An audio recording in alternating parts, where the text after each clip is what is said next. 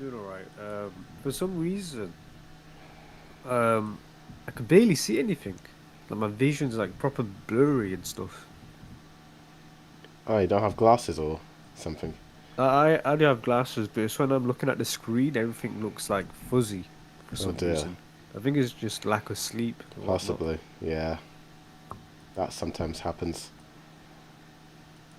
Yeah, it's the first time this has ever happened. It's yeah, horrible. I recommend going to an eye doctor if it gets worse. Yeah, Specsavers. I might haven't had a eye test in a while. Yeah, me too. Okay, so So let me just how have set you that up. been? Oh, yeah, not bad actually. Honestly, kind of busy with work and all that. Just Same, yeah. so I honestly forgot all about House of the Dragon. It was not even on my mind. The Were only you thing I up to got date spoiled was with that the episode? death of the main that character. But yeah, Oh, Cole. yeah, because I was about to do the podcast at 12, but then I remembered, oh, House of the Dragon, did you see it? And I was, if you didn't Yeah. see it, then I would have done the podcast earlier on, but I decided to just quickly Oh, that's watch it. okay. Yeah, And then what? The next episode is out Sunday. yeah. Well, it's Monday Okay, morning for okay. the UK. Oh yeah. Yeah, true, true. But yeah, so I think we're live. Yeah, we are. Cool, cool, cool. All right then. So, what shall we start off with? May as well just talk about House of the Dragon since it's recent in my memory. So, what did you think of it? I feel like the dip in quality is a bit noticeable compared to like the earlier episodes in this season, where everything felt like very fast paced and rushed and like, oh, how did that character get end up here? How's that character there? It's like it's getting a bit too fast. And in terms of Cole, I think I'm not in the minority when I say this, but I think everyone hated that character. And the way he went out was so lackluster. I feel it would be like a bigger death considering how much screen time that guy has had or that character. And just to go out like that was underwhelming. So, I didn't rewatch seasons 1 and 2. So, I don't quite remember why people hate Cole. I only know that Cole hates Rhaenyra because she rejected him in season 1. And people are making fun of him being like an incel, being all angry and, oh, I got And rejected wasn't by a Rhaenyra a girl. child then? Yeah, she was. So that's even more weirder. And not only that, he got with the other main character as well, Alison.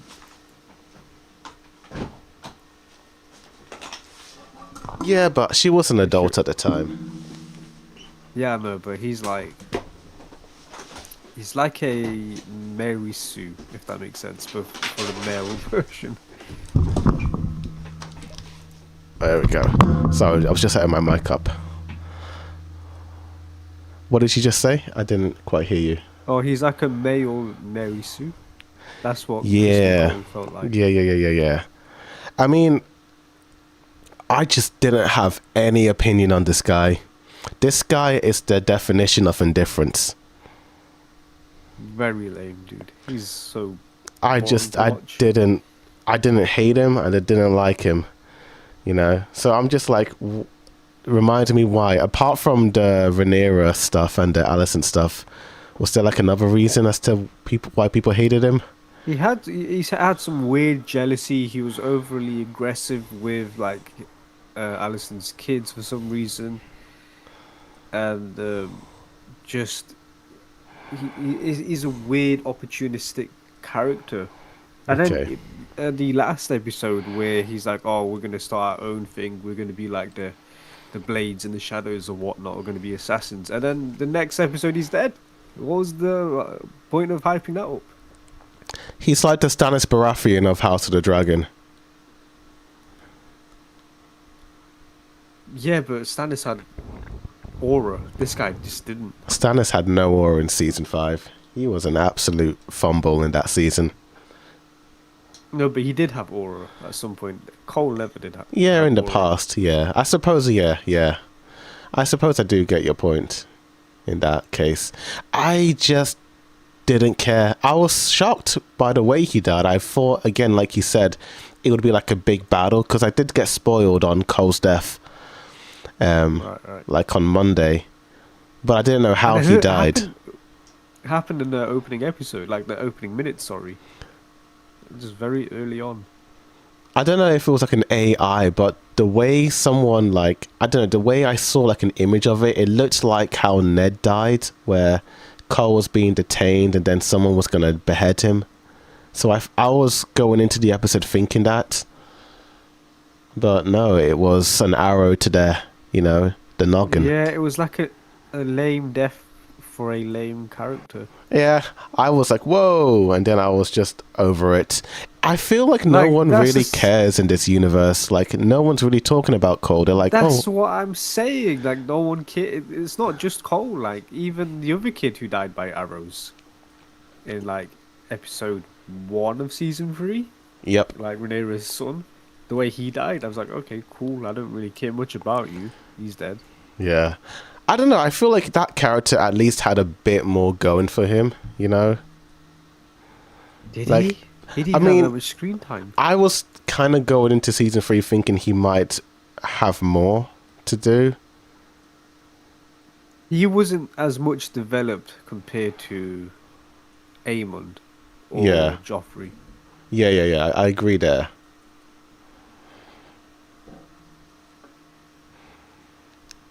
Was his name Joffrey? Alicent's oldest son? I don't remember. Isn't it Aegon the Second? Aegon, that's it. Aemond and Aegon, yeah. Like, Rhaenyra's kid don't has as much screen time as Aemond and Aegon. So he felt like a nothing character. Pretty much. But yeah, no more Cole. I don't really care about Cole, and I don't think the characters care about Cole either. He has no one in this universe who is going to feel sorry for him. Even Alicent, I don't think cares for him. She's only caring for her daughter, you know. It kind of makes me feel a Yeah. little bit bad for him, but at the same time, I don't care, you know, because whatever. He had so many opportunities to like end this crusade, this one-man army crusade he was on. Like he was given multiple outs by his friend or whatnot, and he just didn't take it for whatever reason. Yeah, pretty much. But the rest of the episode, so the other storylines, we have Aemon and the witch lady. They are getting into a relationship, and she's like, look at my dragon eggs, we're gonna rule the world. And it kind of felt a bit hokey. I don't know, that whole scene made me, it was given, I don't know, it just felt very, it felt very Disney to me. I don't know, Which that scene that was that, line sorry? when the witch lady tells Aemon, look at my eggs, together you and I are going to rule the world, or something like that. That's another issue I have as well. It's the witch and the stupid castle that we keep visiting. Yeah, And it was yeah, given everything with- Narnia vibes, that entire scene. Have you seen Narnia Yeah. with the white witch? She's given Yeah, the the little kid first those one. Turkish delights. Turkish. That's the delights, vibe it gave me, minus the Those romance. dragon eggs. Yeah. Those dragon eggs are Turkish delights. Pretty That's much, pretty much. That's the whole vibe it gave me. And I was just like, okay. I will give this show this. They are cutting all the X-rated scenes, you know, because old Game of Thrones would have just had the two characters ripping each other's clothes off after that Oh, that's interaction. true. Yeah. You know, we don't need any of that. That's all filler fluff, you know. I want them to stick to the canon, just get on with the story, bish bash bob, you know. Just get straight onto the plot. Yeah, I do like it. It helps streamline the That's show a just little bit. unnecessary. Yeah, Unless it's like some weird stuff that pushes the plot forward, like the Jamie and Cersei stuff, then really it's not Yeah, needed. it's like kind of added. It's like the Yeah, fan service for the show, like how it's like anime it's is just it's padding screen time. That's padding what the it screen does time nowadays. pretty much. And then what happens? You have the High Tower guys being like, "Oh, the leader of the High Tower. I don't like the mud people, the Baratheons. They come in, they're covered in mud, and then the two kids just start, slicing them up. And then the one kid was like, "Look, look, they're not Baratheons. I don't know what was going on there. I was kind of lost. So are they not So Baratheons?" in the previous episode, right? The Baratheons visited King's Landing to meet with Rhaenyra, but it wasn't the Baratheon king. It was like I guess, like a messenger from the Baratheons to say, "Hey, we recognize you as the queen, but our king can't come here in person because he's dealing with issue back at home or whatnot." And then Rhaenyra was pissed off. She's like, how dare you not visit in person and whatnot. And then these people, this envoy from the Baratheons, were scared, feeling like they would probably get killed or be fed to Rhaenyra's dragons or something. And then they're like, "Is there anything we could do for you?" And then Rhaenyra says, "You could take off your belt." So what has probably happened is that she's taken their clothes and given it to like assassins or whatnot, and then they disguise themselves as Baratheons meeting um, the High Towers, if that makes sense. Oh, I see. I see. That makes And then sense. that's why that one guy says, "Well, that person from that certain Baratheon character doesn't look like him because he has blonde hair and this guy has brown hair and all that stuff." Okay, okay, that makes sense now. Okay, cool, cool, cool. All right then. But yeah, what did you think about that scene? It was pretty cool. I wish they would have done like the classic Game of Thrones stuff and got away with it and then actually killed off the prince there and then. But I feel like this show is just way more safe compared to the OG Game of Thrones. Yeah, I don't know why. I think they're just trying to make sure they keep the characters that the fans like alive for as long as possible. It's given Stranger Things, if I'm being honest. And another thing as well, there's meant to be two books of this series, right? And there's only one book out at the moment.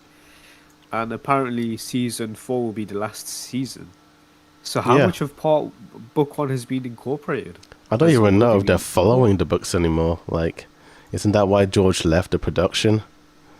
Yeah, because that's why I definitely feel like the prince should have died here. Is what I feel like is like one of the big difference.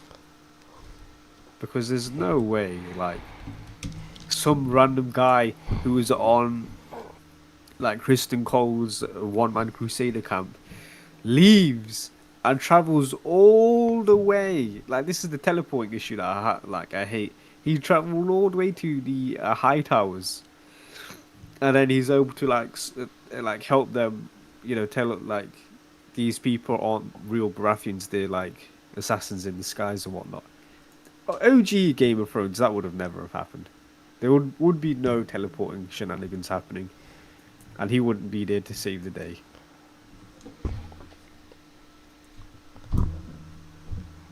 Yeah, I think the whole Uh, teleportation is just for the modern audience because, the attention spans in this day and age is pretty terrible. So they just got to keep people's brains stimulated, I suppose. With it's also, I guess, it's lazy writing more than anything. pretty much. It is insane that there's only two more episodes left now. Yeah. But yeah, it's coming to an end. And then we had there was the scene with the bearded man who's the dragon rider. He goes back to his wife's house and he's like, "I got a dragon for us." And the wife's like, "No, I was going through so many hard things. I don't want you anymore." That felt like filler to me. That entire scene. It did and it didn't because it makes sense for that character to be angry at her husband Oh yeah, yeah. I because guess I don't really they care for the were. characters that much, but yeah, Yeah, no, yeah, I agree. I agree. I guess it's just giving character development for that character, you know. Whatever his name is, Ulf. No, that's the other one. Um, Hugh. I don't remember. I'm just gonna call him But Old Four. He looks like four. four, yeah, old four, yeah, I like that. So four, it just gives him a bit of character development and whatnot, and it also puts him in a lot of danger because he is a dragon rider, and since he's in there with the enemy and he gets caught, that's one less dragon for Rhaenyra. And Ulf, he hates where he is right now, and the way Damon's treating him, he's turning coats. He is not sticking by Rhaenyra's side, so that's going to be another dragon lost. So it is interesting what they're setting up here. To be honest with you, even if it does feel like filler. Um, but yeah, I'm curious to see how it all plays out. But it's definitely not looking good. Not looking good one bit. And then speaking of Dragon Riders, the sheep stealer girl, who's at the Eyrie, I think, she gets slapped by the lady, and she looks like a. She looks like she's been through the ringer. Like, she does not look good. Yeah, she's definitely homeless. That's what a homeless person looks like. Yeah. Um, yeah, I don't have much to say on that scene. It was cool seeing the Eyrie again, I suppose. Yeah, first time we see somebody drop from the palace as well to the Yeah, death. that was cool. We need to speak about Damon and his Knight of the Realm. Or what are they called? The Stormcloaks? I can't remember. The special group of soldiers, and all of them are like resigning because they're not getting paid, and they're just getting assassinated one by one in the dark. Yeah, what's going on with that? That was interesting. So they've explained it. So there's there really isn't a number of them, but it could be any of them if that makes sense. I thought it was Lord Corliss's men, at first. Well, he is behind it all, to be fair, and he is paying them with his face on the coin. So it's a mixture of people who don't like Rhaenyra and yeah, I guess that's just it. To be honest with you, why else would they be doing this? Yeah, pretty much. Just not They not just don't liking like Rhaenyra. Rhaenyra. And then you have the whole Rhaenyra, Alicent, and daughter storyline where. What was going on with that? So Rhaenyra is. There's a very creepy scene. She cuts her finger on the Iron Throne, just like what her father did in season 1, I think. So Oh it's yeah. foreshadowing that could she end up like him? Sadly, Joffrey in season 2 or 3 spoiled Rhaenyra's ending. So Oh, no spoilers here. I don't want to know about yeah, I mean, that. if you watch season 3 of Game of Thrones, like Joffrey pretty much says what happens to the Rhaenyra, Interesting. Yeah, it's like I saw it on TikTok a couple of months ago, and I'm like, okay, nope, nope, nope, no more. But it's funny because we've seen that season like hundreds of times, so I guess you just we forgot about it, but it's Because there, this season 4 can end like that. To be honest with you, Yeah, that's how season 4 could end I think with so. that Rhaenyra fate potentially. Yeah, Because this has so all happened in the past. it's all in the past. To be fair, every character, minus the witch, is potentially all gone. By the time Game of Thrones begins. Yeah, pretty much. So Rhaenyra is like talking to Alicent about, hey, why don't you go and meet up with Aemon because he trusts you? And Alicent's like, no, I can't. And then she ends up having to go, then leaves her daughter behind. And then the episode ends with Lord Corlys says men being attacked by this other gang. Is it the gang that left at who killed those Hightower. men at the end of the last episode, I think. So it's the Hightower's right hand man who's always with him Okay. when. Which is another thing. It's like teleportation again. How do these group of men just sneak by through Yeah, everyone and get? It's lazy writing, dude. I'm It's missing like I like hate this. season 3 where the characters are just walking for episodes upon episodes upon episodes, like Arya and the Hound, Jamie and Brianna. Like they're walking for ages, but this episode they're And here, flying. like, call this. Like, where's his men? Where's his? Like, were they just killed in the night, one by one, stealthily? It's stupid, dude. Oh yeah, It's there's that also during the it's kind of off topic, but going back to the council meeting, that one character kind of takes me out of it. He's the he's the new character introduced in like the previous 2 episodes ago. the son of Corlys. Not Son of Corlys, the other guy. He was in Fantastic Beasts and The Oh, Walking Dead. him! He Yeah, does take the me out funny of it. The guy. tax guy, Yeah, the tax dude. he He reminds does. me Yes, of he Joss Gad from who voices Olaf from Frozen. He's kind of got that funny personality vibe about him. he does. Yeah, he does He not fit in completely whatsoever. takes me out of it. It's like, oh man, it feels like I'm watching a parody when he's in it, you know. Yeah. So that's why I couldn't get into it. And also, that's it. I think that's all the big scenes. There was the scene with Aemon the Second and the creepy guy with the cane, who were burying that guy. But that, Yes. So yeah, that guy. previous episode, Aegon, he was. They meet that guy, the one of the Lannisters, who used to be on the round table for like the king, Aemon, and then they meet up with each other and like, oh bloody hell, what are you doing here? And then eventually, one of the leaders of this like peasant group or whatnot finds Aemon's crown. And then he's like, "Oh, this is who you are." And then Aemon's like, "Hell no!" And then just starts stabbing him. So that's the guy who they're currently burying.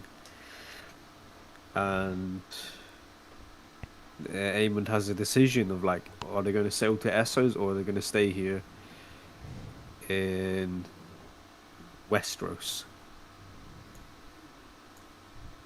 Okay, okay. Okay, that Do you makes a bit remember more all that? sense. That makes sense now. Yeah, Okay. that makes sense. Also, in the episode, there were those two. Are they not Targaryen, Valerian?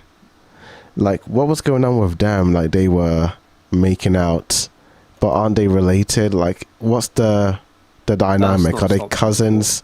Are they uncle or niece?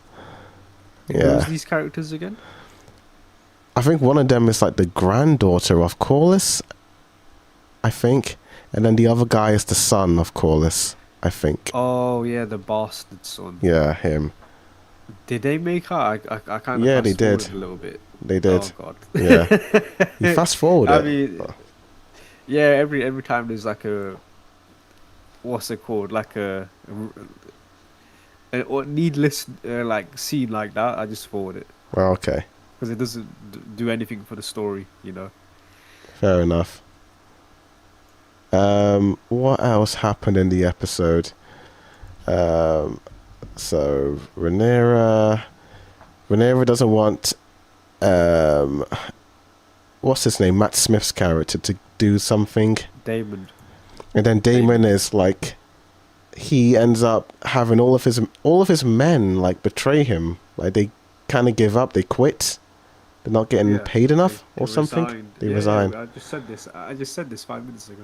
Oh, I think I was thinking about the other character. Okay, my bad, my bad. When you were talking about that, I was thinking about the other characters. Okay, my bad. But yeah, what else happens? Is that all the storylines? It is all the storylines. So we could go. We could speak about the prince briefly, though. The prince that's locked up with Hightower. If you remember back in episode 2 of season 3, when Damon was asking for demands from Hightower when they like um discussing like the losing terms of like retiring from battle or whatnot, or forfeiting from battle, Damon asked for the prince to be held hostage or whatnot, and then they handed him a dude with like white hair. You remember that? It That was was like episode season 3.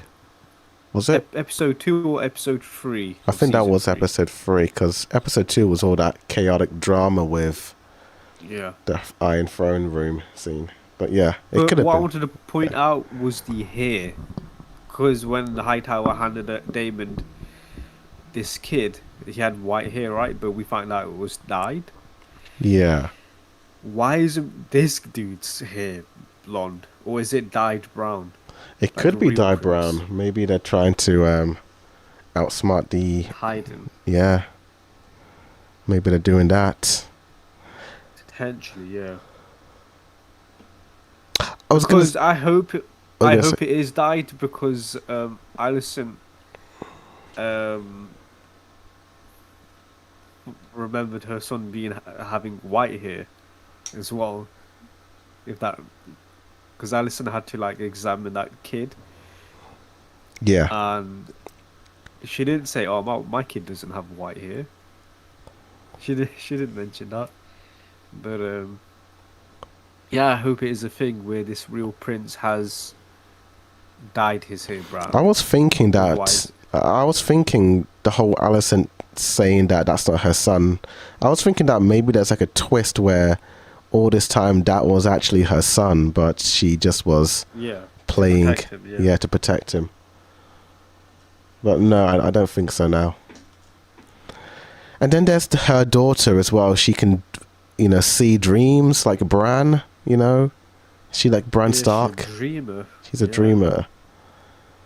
So that's interesting. I wonder what it's going to lead into. I've seen brief spoilers for next episode, but I don't know how major it is. It's a few, but yeah, it seems interesting what this dreamer can do. But I think, yeah, that's very interesting. And I think that's all the storylines.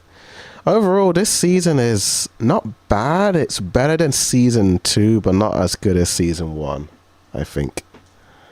Yeah, I'm in the same boat as you, to be honest. I think season 1 just felt more energetic, if that makes sense. First three episodes of season 3 were really good. And then I'd say the first 2, but yeah, fair enough. Episode 3 was just Rhaenyra just walking around being confused for most of the episode, but yeah, I kind of see your point. But yeah, that's cool. That's that episode. That's House of the Dragon. I have no idea what's going to happen next time, so let's see if it's going to be good. House of the Dragon. So, in other news, well, other things I've watched during the week, I did go back and rewatch Spider-Man Brand New Day in the cinemas. And awesome. Had a much better time with this second watch, like much better time. And I actually understand a lot of the little moments, like the nuances and all that. Like the whole VMAX thing, I was so confused when I watched it. Didn't understand what that was. How are you so confused? Because I have a perfect reason. So during that entire scene, a bunch of kids were shouting in the cinemas, running around, and I was so like distracted by them. And I just completely missed that entire scene out. So I was like, why was Sadie Singh all fussed about VMAX? And then I'm like, oh, VMAX is the room, it's the vent, and her sister was in there, and that's where she died. Okay, I get it. I get that. Yeah. I get that. I also think the post-credit scene makes a bit more sense now. I do think it might be Miles Morales, because there is a glitch that happens, and it's the same glitch that you see in Spider-Verse. So I think that is possibly Miles.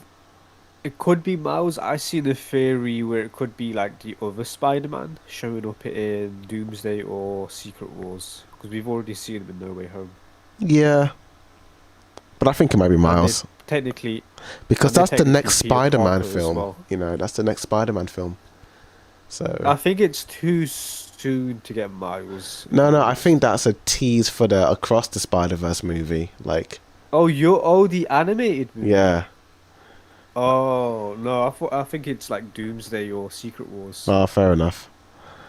because it zooms out of Earth and Miles Morales takes place on Earth, Oh, okay, that's true. That's true. and and it wasn't the multiverse that they were showing. They specifically showed like a different planet that Spider-Man was on. Oh, okay, that makes sense. Um, Another But thing it's that I still a like, horrible post-credit scene. I hated it. I don't care to be honest. I like the film. I don't really care for post-credit scenes all that much anymore. I'm kind of over This all that. Brand New Day, out of all the other like Tom Holland Spider-Man films, this like credit sequence was the longest by far. And then you made us watch that little weird teaser, which is just like CGI, or just animated, sorry. That was just very disappointing. What the actual post-credit scene? Yes, yes, Oh, yes. okay.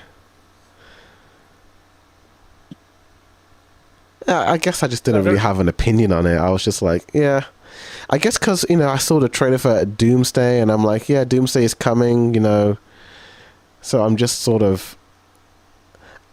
I guess I just don't really. Is there a reason to? I don't know. I guess because Doomsday is coming real soon, that I'm like, do we need a post-credit scene? Do we? Maybe. We didn't. I would much prefer we didn't, so I didn't have to wait through 8 minutes of credits. Yeah. I mean, you. Yeah, that's true. Actually, yeah. Anyway, what else did I like? I much preferred the whole kind of spider battle. Like there were some really nice scenes in that. I got to appreciate that scene a People, lot more. what is your opinion on people saying the Hulk was had another cameo where he just lost again? Do you think that's a true assessment, or are they wrong in that? I think I agree with both sides. I agree that it did feel quite short because Bruce is heavily featured in the trailer, so it doesn't make people assume that he's going to appear in the movie more. And the Hulk was heavily marketed in the promotions, the posters, Yeah, but he's barely in it. But at the same time, he is a universal character, and I'm like, I kind of expected the Hulk not to have a big role because of that, you know? was he made weaker as well, or no? No, I don't think so. Like, he seemed like a bit of a threat, you know? Because they say, oh, he's just showed up to lose again, is what they say. I don't agree with it, but I don't think he uh, lost. I just think, I mean, he he did his gave up. thing. He He, was winning technically. He was beating Spider-Man up, and then just Peter had to beg and say Bruce, and then Bruce like sort of woke up and seen what he was doing and saw his own reflection and seen like the classic Hulk, what we yeah. haven't seen in a long time, and then he just stopped fighting, and he I felt mean, bad. that's kind of what Hulk used to do in the past, you know? But the second he Yeah, sees a yeah, friend, he kind of slows down and stops being angry. yeah. Like he didn't lose consciousness. No one like he didn't get beaten up by Iron Man in Iron Man Hulkbuster or Thanos. He didn't like get knocked unconscious. He was winning and then he gave up. Yeah. I will say on the second watch that ending scene with Aunt May was very sentimental. It's very much like, okay, it does feel very, almost a bit too happy for an ending. I mean, I didn't mind Okay. it. I thought it was fine, but I was like, oh, okay, this is very, There's some words used which I very much hated because they teased another with great power speech again, but it's not the actual great power comes with great responsibility. It's it's a weird like Timu version of that speech, so which was said in basically that. what Amazing Spider-Man 1 did with Uncle Ben. Because he kind I of don't said like a remember. very off the rip power with But responsibility, you know. it's like Aunt May said it like 3 times at this point. It's Mm, like, come on, do we need to have like another version of this again? I'd yeah. rather just much see like the full version. That's true. at some point. I And I will, thought that would be it, to be honest with you, but no, just it never came. I was gonna say, I also noticed that I didn't realize it the first time, but what's her face? Sadie Sink's character, Jean Grey, like she's helping Peter breathe. You know, like I didn't spot that difference, that Oh, is connection. that when he was shot? When he was shot and he was in the hospital, it cuts to her breathing, and then you see Peter breathing as well. So she's actually keeping him alive. Oh, You know, like okay, that was really okay. cool. I was like, "Ah, okay, so that's what Frank meant by she kept That's you what alive, Frank kid. meant, yeah. You know, I was like, what? I didn't. Now I get it. I Yeah, didn't understand. yeah. Okay, that makes sense. You know, I they like do. that. Yeah, I like that. because they're both breathing at the same time, and it's like, oh, okay, now, okay, I get it now. That was cool. A lot of people are saying that the little kid who was saying Spider-Man at the end is Miles Morales, and I'm like, no, that's not Miles, you guys. That's way. That's a baby. That is a baby. That's a little baby. Another thing I liked is seeing his eyes with a mask. That was cool. I like that. I much appreciated the fight with the hand at the end. Oh yeah. Yeah. Yeah, the hand fight was cool. The annoying thing is, like, everything we see in the film is in the trailer. Like, there was nothing left except like Jean Grey stuff. But like, other than that, like, everything was spoiled in the trailers. Pretty much. I wish they kept it close to their chest, like No Way Home, where it was like very vague in what you're seeing. But here, in Brand New Day, they just showed everything, man. They showed way too much. Yeah, I think for the next one, I'm just not gonna watch it or see it. That's fair enough. I mean, it didn't really like deter, you know, this. It didn't really alter my It's like enjoyment. 90%. It's like 90% of the film was in. I think with because with No Way Home, like there was a lot of twists and reveals that weren't in the trailers, whereas with this movie, there aren't any twists or reveals, you know, that are shocking or unexpected. Yeah, true. But I think it's like character beats. Like, for example, like if you're on social media, sometimes what you'll end up seeing is like a movie recap done in like a minute, and then they'll just like put in like the biggest beats from the beginning, middle, and end, and then that's like the entire movie in 1 minute.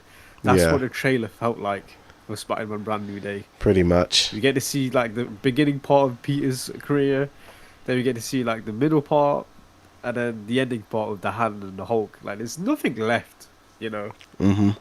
aside from the Jean Grey stuff. But Yeah. Yeah, I agree there. I wish they didn't show the Hand. That's. Yeah, And it the is Hulk. true. But would The this hand fight movie was have made? so short? It was. It was. It could have gone on for a lot longer, but this feels more like a drama than like a actual superhero film. It feels more Yeah. like a I character agree. study, essentially. Yeah, I love it, man. It's such a good I think this might be change. the best consistent Tom Holland film out of all of them. I'm talking about consistency, where from start to the end, it's consistently good. Because with No Way Home, the first half I did not like. I was like, it's giving me Far From Home vibes. But then, once Spider-Man is with the villains in the apartment, that's when it really starts getting good, in my opinion. I love the scene before that of the battle on the bridge. Oh yeah, with yeah. Doc All Ock. that stuff was good. That stuff was good. Okay, I'll say from there, like the stuff with Peter in the school. Yeah, it's as know. soon as that he makes that wish with Doctor Yeah, Strange. that's when it gets- starts yeah. getting interesting. Yeah, But I'll before agree that there. stuff, Yeah, no thanks. yeah. It's giving me Far From Home, and I don't like that film. Even Homecoming as well. I'm not a big fan of those movies. Homecoming is good though. I think you have to give that a rewatch. It's genuinely good. I did see that Homecoming. recently. Oh, okay. It's better than the Amazing movies, but it's still kind of like, eh. It's better than Far From Home, but it's just, it feels very, not, I wouldn't say Disney Channel, but it's just very, yeah, it's like new generation does feel like a Spider-Man. Disney, You know, it's yeah, like, yeah. this is the new gen Spider-Man. It's giving that vibe. It doesn't feel like a Spider-Man. It's like Spider-Boy, you know. Which it was in a sense, right? Yeah. It is, even though he's called Spider-Man, he's very much Spider-Boy here. Yeah, And then towards the end of the film, he becomes Spider-Man. pretty much. Because this one, yeah, it does feel more like a Spider-Man movie. Even though he's still got the Iron Man suit tech thing, which is on a rewatch I didn't really like that. You know, I don't think it's Iron Man tech though. I think he made it himself. I know he made it, but it's still calling back to the Iron Man techie suit he had with the lady Yeah, I do see AI. you. I do see your point, but it's like everyone has AI chatbots now. I don't think it's that difficult. Like you got Grok and you got ChatGPT, like all these other AI chatbots that will speak back to you, and I don't see it that difficult. Yeah, pretty much. But yeah, the film is very good. I think I changed my rating from 8 out of 10 to an 8.5 out of 10. That that's not a big change. It's a What, you bit gonna say better. 9 out of 10? That would be a big leap. I mean, I need to see it again. I guess it could be 9 out of 10. You know, I'll need to see it again because there were some parts I didn't like. I'm like, ooh, what the hell? Like, for example, when Jean Grey just got a guy hit by a car, Spider-Man didn't do yeah, anything. that scene was wild. That was a wild scene. Spider-Man see it, but he's more concerned about MJ than that guy that just got hit by a damn car. I think he's dead. And Yep. the scene, the VMAX scene when she was in the chair, she was still thinking about VMAX, even though the guy, the doctor dude, says to her, "Your sister's sacrifices was worth it." Literally telling her, "Yeah, your sister's dead," but she doesn't even pick that up. She's still thinking about VMAX. What is VMAX? And then she looks up, and then she says, "Oh, you murdered my sister. This is where she died." But he just told you that she's dead. That dialogue felt weird to me. Again, it's the whole Um, modern thing with having to repeat for the audience who aren't paying That's not attention. it. That's 10 seconds, dude. That's 10 seconds of dialogue. There's no way. No. That's just bad writing. I mean, Um, that's kind of what the final season of Stranger Things is like, but yeah. is it a Sadie Sink thing? Because she's in it. Yeah, well, not just that, but it's just No, but it's that's how the modern. scene plays Yeah. out. That's just bad writing. Like here, you're in a chair and you're thinking about VMAX, right? What Oh is no, no, VMAX? I was agreeing, but I'm just saying Oh, Stranger Things also I don't had think that it. issue, and that's why I this don't final think, season but wasn't good. it's more bad writing than we need to keep the audience refreshed. But that's like Yeah, literally 10 seconds of dialogue. yeah. It happens like immediately. So I don't I think it's see that. it I think as it's just both. literal. It's both bad writing and just to keep the audience up to speed. It, it's the same. It's the same dialogue, dude. No way. I mean, It's maybe the someone went same. to the bathroom and then they're running back in and they're like, oh, okay, they just heard Ten the second seconds. version. Yeah, 10 seconds. It's literally the same scene. It's yeah. 10 seconds. But we underestimate people. Like there are a lot of people on their phones. There was a guy next to me on his phone. Maybe they don't understand what the word sacrifice mean. I guess. There were a lot of kids as well. A lot of Yeah. What children. does sacrifice mean? Oh, she said that he murdered her sister. Okay, that makes Yeah, sense. maybe I that's guess I why. can see that possibility. Pretty much. But yeah, other scenes that I liked in the movie. I like all the Frank scenes with him. Yeah, Frank Um, was good. Punisher was good, I dude. like all that Yeah. stuff. I just feel like he's a little bit watered down compared to the TV shows. Because he's swearing and killing and tormenting in the shows. He's a demon. That makes me think of like how Deadpool will be incorporated in Doomsday or the other one. In Secret Wars I as can't, well. Secret Wars. That's the one. Like, how are they gonna like get an R-rated character in like these PG films or whatnot? Because Yeah. he's way worse than Punisher. Yeah. Yeah, he is. He is. He's pretty bad. I mean, they can find a way. I feel like Guardians was kind of crude in some of their jokes in the first one. Yeah, the first two specifically. Yeah, But yeah, that is my rewatch. It was a pretty good film, you know. Um, it's weird because I do like this more than No Way Home, and I feel like I would get a better rewatch ability with Brand New Day, but I still rate No Way Home higher. I think it just has higher highs, you know. Yeah. Like I think again, I think it's like some of the plot twists and all that happened in that movie. Because I did not expect Aunt May to die. I wasn't really. I mean, there were rumors that Toby and Andrew were going to be in it, but it was never confirmed. You know, and the movie kept There's leaked going and images going as and well. going, and I just was like, are they going to appear or not? And then they did, Yeah, yeah. and that was cool. But yeah, that is Spider-Man. It's tracking to make $900 million in the opening weekend, which is insane. You know, that is crazy.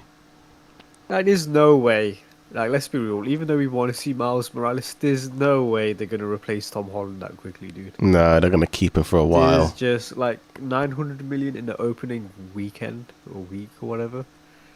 Yeah, that's just insane amount of money. They're gonna gonna have him do it until he's 90. Pretty much, pretty much. I mean, there could be a world where both Tom Holland and Miles exist as like a buddy dynamic. Absolutely. Like in the games, that's exactly how they do it in the games as well. Pretty much. Which inspired Brand New Day. I feel Um, like that could be the direction of the fifth movie, I hope they do that. To be honest with you, I hope that's how where they Tom get is like Miles. the mentor, and it's just them. Yeah. Oh, dude, that would be sick. Dude, that would be so good. That's kind of where I'm thinking it's going. Because Spider-Verse is coming to an end next year, so, you know, Yes, it is. there's only one thing to do and to make him live action. But yeah, while we got all this cool Spider-Man stuff, unfortunately it's bad news for like Wonder Man and Blade Yeah, both being cancelled back to back. I was so shocked about Wonder Man. Yeah, even Tom Holland's like, "Oh, this is such a good show, such a good show." I'm like, "Okay, do you know what? He's saying it's a good show. I'm gonna check it out." Next day, season 2 cancelled. What? Yeah. What do you mean it's cancelled? What happened? I think the ratings just weren't there. I mean, even though audiences liked it, I don't think the viewership was there. Let me have a look. Is Wonder Man's viewership low? Yeah, the viewership was considered to be quite low. According to Yahoo, Wonder Man drops out of the streaming's top 10 after only 2 weeks on Disney Plus, even though it had a 91% Rotten Tomatoes. This was during when it was airing, so it does look like the ratings were just not there. You know, Could a bit like could there be a possibility where instead of a season 2, they'll keep the character, but they will have him like as a cameo in like that's what I'm movies or thinking. whatever. That is what I'm thinking. That he's gonna be like a side character in someone else's story. Yeah, yeah. But I have not seen Wonder Man yet, because I kind of given up on the Disney Plus shows, you know, except for Daredevil. Yeah, yeah, yeah. But I hear good things about it, so that's all well and good. Same, dude. And then, 90 is a high rating. oh yeah, that's a pretty high rating right there. And then, of course, we had the Blade stuff. Apparently, they are no longer doing it, which is also sucks. And people are now starting to feel like there is a pattern with all these cancellations. You know, so With specifically colored actors, yeah. people are I see it as nicknaming well. Kevin Feige, KK Kevin KK. Feige. I didn't even know that, but I guessed it. Yeah, KKK. that's pretty much what brilliant. that's what people are calling him. But you know, it's true. Like I kind of agree with the comments. Like it's a bad look on Kevin. You know, he even said that he feels like a loser for not making a Blade film. It's very strange. Specifically with this actor you had under contract and you couldn't make it done, that's a huge L, dude. That's just embarrassing. I did hear a rumor, I don't know how true it is, but Mahershala wanted like some sort of like Blade versus KKK thing, and Disney were Okay. like, no, like we can't do this. So they were like creative differences. Interesting. And then it's a rumor. I don't know how true it is. Yeah, I haven't heard any confirmation about that. Yeah, and then they just couldn't get that movie done, the script done, or whatever. Yeah, disappointing. Yeah, I mean, Blade's like Daredevil. He doesn't need any CGI. He's just a vampire. Just is he? Yeah, killing vampires. Man. Yeah, he's a That's vampire it. slayer. But yeah, the only like main project featuring people of color is gonna be Black Panther 3. That's coming out next. Yes, we didn't even talk about. Is it in 2 years' the time? actor? Yeah, there's a new actor. 2028. Yeah. A new actor, and he's gonna be the new Black Panther. Some people were upset that Shuri's not gonna be it, but if they watch the film, she does not want to be Black Panther. Like, she is like, I do not want to be the Black Panther. Interesting. Okay. Have you not seen the second one? Because there's no T'Challa, no, dude. I didn't You wanna skipped it. bother. Oh, okay. I skipped it. Yeah. Damn. You might want to watch it because it does, like, just for like Yeah, I certain will. characters, because they're going to be because of appearing Doomsday Doomsday, you trailer. know, Yeah, like exactly, I Namor seen and it, yeah. Shuri are going to be in it. Yeah, I'll have to watch it. And apparently they also, I did see like a fight sequence Yeah. featuring Namor. He looks overpowered. He looks I pretty would, sick. I would say maybe give that one a watch, you know, just before. Okay. It's only like 2 Okay. hours and a bit, you know. Yeah. But I mean, if you don't, you can just watch a recap. But I mean, I watched it. I was like, yeah, the film was fine. You know, it isn't a terrible movie. I just thought it was fine from what I remember. Okay. But yeah, we got a new T'Challa. Some people wanted the dude from the Formula One movie, Damson. What's his name? Damson something. I don't know. I don't hate this choice, to be honest with you. He's very good. Yeah. Because I remember seeing Alien Romulus. Oh, I've not seen that one. Unbelievable. Unbelievable, dude. I think he's perfect for Black Panther. And he was in The Long Walk as well, which I haven't seen. But his voice, dude, the way he just... He's way better than Tom Holland when it comes to accents. Oh, He's nice. a British actor. Awesome. That sounds good. That sounds cool. But yeah, got a new T'Challa in the Black Panther. So that's going to be cool. It's going to be shot in IMAX as well, 70 How millimeter. would this work? Were they going to like go into the future, like 2030? Yeah, it's going to be like a time skip, I'm guessing. I don't know what's going to happen in Secret Wars to result in this happening, but it's going to happen, you know. So yeah, he's not going to be in Secret Wars or Doomsday, I'm assuming. Or he could feature in Secret Wars. Yeah. I don't know. Because Shuri's I going to really be in don't it. I have no idea what the timeline is anymore.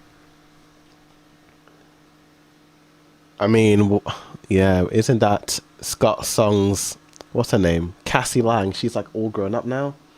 But that's because of the time skip. Yeah, the blip. The blip, Yeah. whatever it's called. The blip. But it was like 5 years. She looks way older than that. Like, isn't the actress Yes, like... yeah. She's like nearly 30, I think. So I'm just... All the young The show, Avengers... she's meant to be 16. It's so funny. All the young Avengers that were all lined up are now pushing 30. It's like they're no longer young Avengers. But...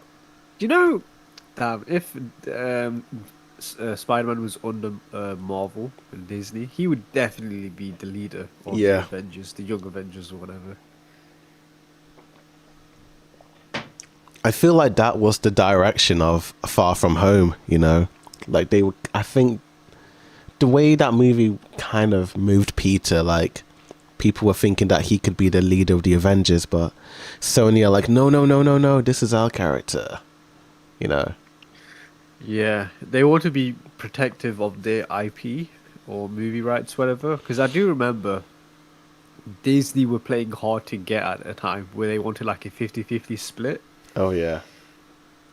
And like Sony were like, because originally it was like an 80-20 split or something like that, or a 90-10 split when Tom Holland did Civil War and Spider-Man Homecoming, I think. And then they had to like renew like contracts.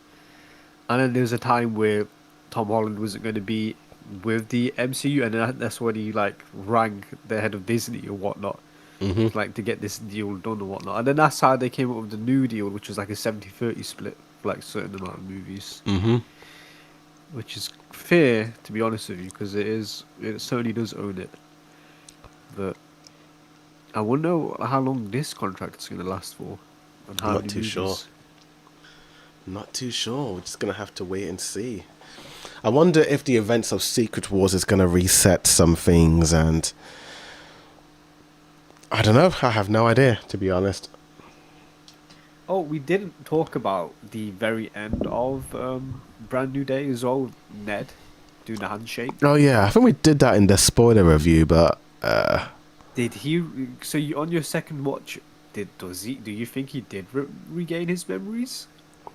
yeah, because he does say Peter, and then Peter But smiles. Peter introduced himself as Peter before the handshake.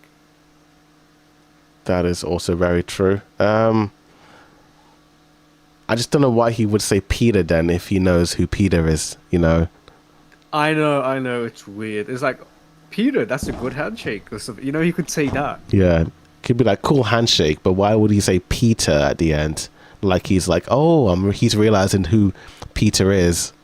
I don't know. Because he could say this, because to like to trick the audience, like, Peter, that's a good handshake or something like that, something cruel like that. Like, Yeah, well, we think, oh, he said Peter because he's remembered the handshake, and then we cut to Spider-Man 5, cutting back to the handshake, and then it's Ned saying, Peter, that's a good handshake, or some cruel thing like that.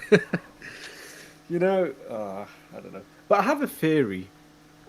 When Jean Grey had everyone in that time thing, when she froze everyone, MJ had like a tear in her eye. So maybe in that moment she gave everyone's memories back of Spider-Man, potentially. But that also doesn't make sense because in that moment she hated Spider-Man.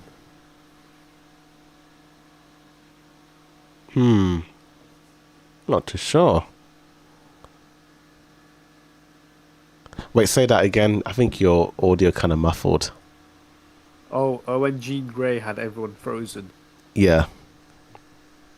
MJ was crying. Maybe they're gonna remember Peter, and then something will happen in Secret Wars, and then they will forget again. Maybe. If they, the one thing I don't want, okay, they can reset the MCU, whatever. Just leave these films alone because it's actually so good. Because I feel like Secret Wars or Doomsday, they're gonna be like the reset movies. Like the way they're kind of promoting it is giving me like, okay, it's gonna be like one final like hurrah for Marvel, and then they're gonna reset it. It's like Marvel's movies right now. All of them suck. Let's be real, except Spider-Man. Yep. If they're gonna reset those sucky films, not just leave Spider-Man alone, please. You know, Yeah. these are Honestly, actually like good films. the Spider-Man movies are the only like great post-Endgame movies that I can Consistently- think of. Yeah, and also I think the reason why it's good as well is because it takes like 4 years to make a new one, 4 or 5 years. Oh yeah, that's true. That is true as well. But yeah, it's great that Spider-Man is doing well. But yeah, that is Spider-Man. All Do we right. know why this one took so long? Sorry, why Brand New Day took 5 years to like come out? I mean, you got to Since think No Way about Home. it. 2023 had all those writer strikes happening, so they pushed all those movies a whole year forward. I think if it wasn't for that, we could have gotten this film last year, maybe. That's my theory. I see. Okay. And then also, like, No Way Yeah, Home was kind of like an ending to that. So I think Tom wanted a bit of a break, you know? I can only assume. Like, yeah, it makes I sense. mean, 2 years before that, he was in Endgame and then Infinity War. Bro's tired, you know? He probably needed a break, you know? Like, I think he needs a break from this year, to be honest with you. He did more than what he did then. yeah. Yeah, yeah, yeah. That is true. That is true. I would say Zendaya as well, to be honest. Like, Zendaya is like, she's in everything now. She was in the Yeah, drama. true. She was in Euphoria, the final season. Then she's in The Odyssey. Then she's in Doomsday. And then she's going to be in Doom Part 3. Like, good lord, this girl doesn't stop. You know, She's a workaholic. workaholic. That's great. That's great. But fully deserved, though. She's good at what she does. Really good. Really good. I still think her best performance might be Rue from Euphoria, though.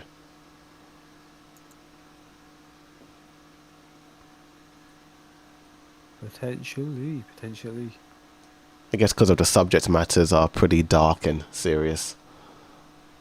But yeah, that is Spider-Man. Now for the big one, the moment we've been waiting for. Avatar Aang, The Last Airbender. Okay, I'm interested to talk about this, my friend. What did you think of So, I watched this this? movie. I did. And this movie... So, it's kind of interesting because when I watched it, I had an opinion about it. But then the more I thought about it, my opinion started to change a little bit. All So, right, give us your initial so thoughts, my and initial then give us your. thoughts, okay. My initial thoughts, I gave it a 10 out of 10. I thought it was perfection, amazing. Like, this is absolutely great.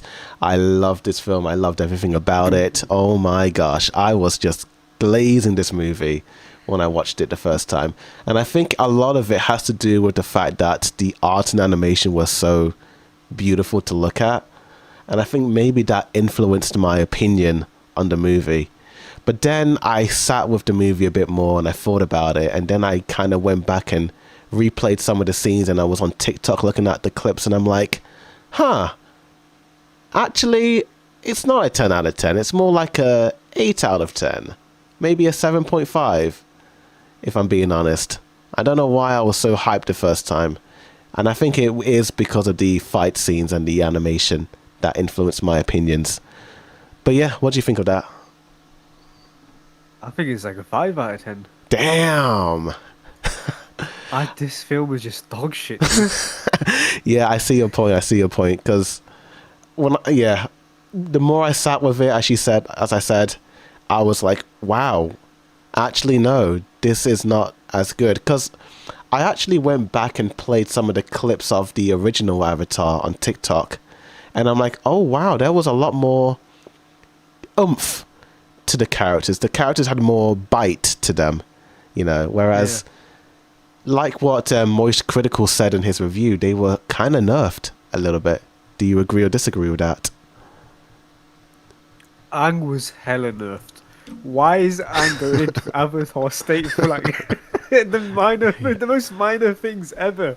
What are you doing, dude? Why is he? Oh, Why? man. Why? I don't get it, dude. He's falling off a cliff. He knows fire bending, but he has to go into Avatar state to go into fire. Why? It's so dumb.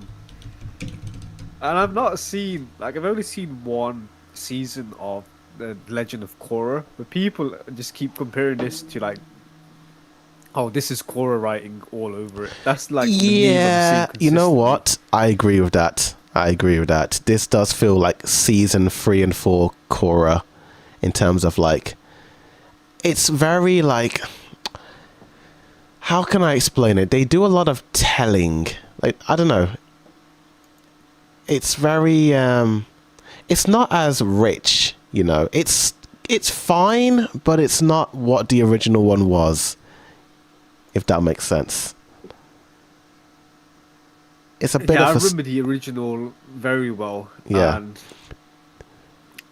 it's what you're trying to say is the So, show don't tell, but in Korra they tell a lot. Because in this film they told a lot before yeah. showing. Like the Targa is just non-stop talking about needing to protect the airbenders, and bro, it's just you and Aang here. What are you talking about? You need to protect the airbenders. The airbenders are dead. Yeah. Why do you keep talking about I need to protect the airbenders? I need to protect Yeah. That was the one thing that the more I sat with the movie, I'm like, why was Aang so fixated on the I need to focus on protecting the airbenders and all that.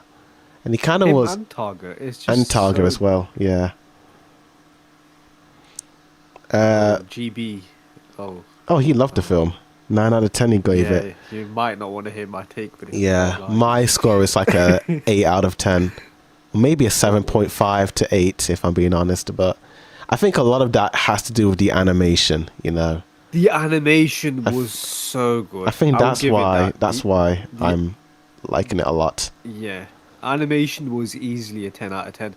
I'll give it a 9 out of 10 only because, and I blame the voice acting because I seen like the voice actors spoke a bit about the voice acting director when the director didn't care, it seemed like, but um when there's like an exaggerated moment, and the exaggerated moments happen a lot in Avatar, right? Especially this film, Yeah. the voice never synced up with those exaggerated scenes, and the lip sync was it was out of sync with the lips and the voice, even though it's like a Western animated film.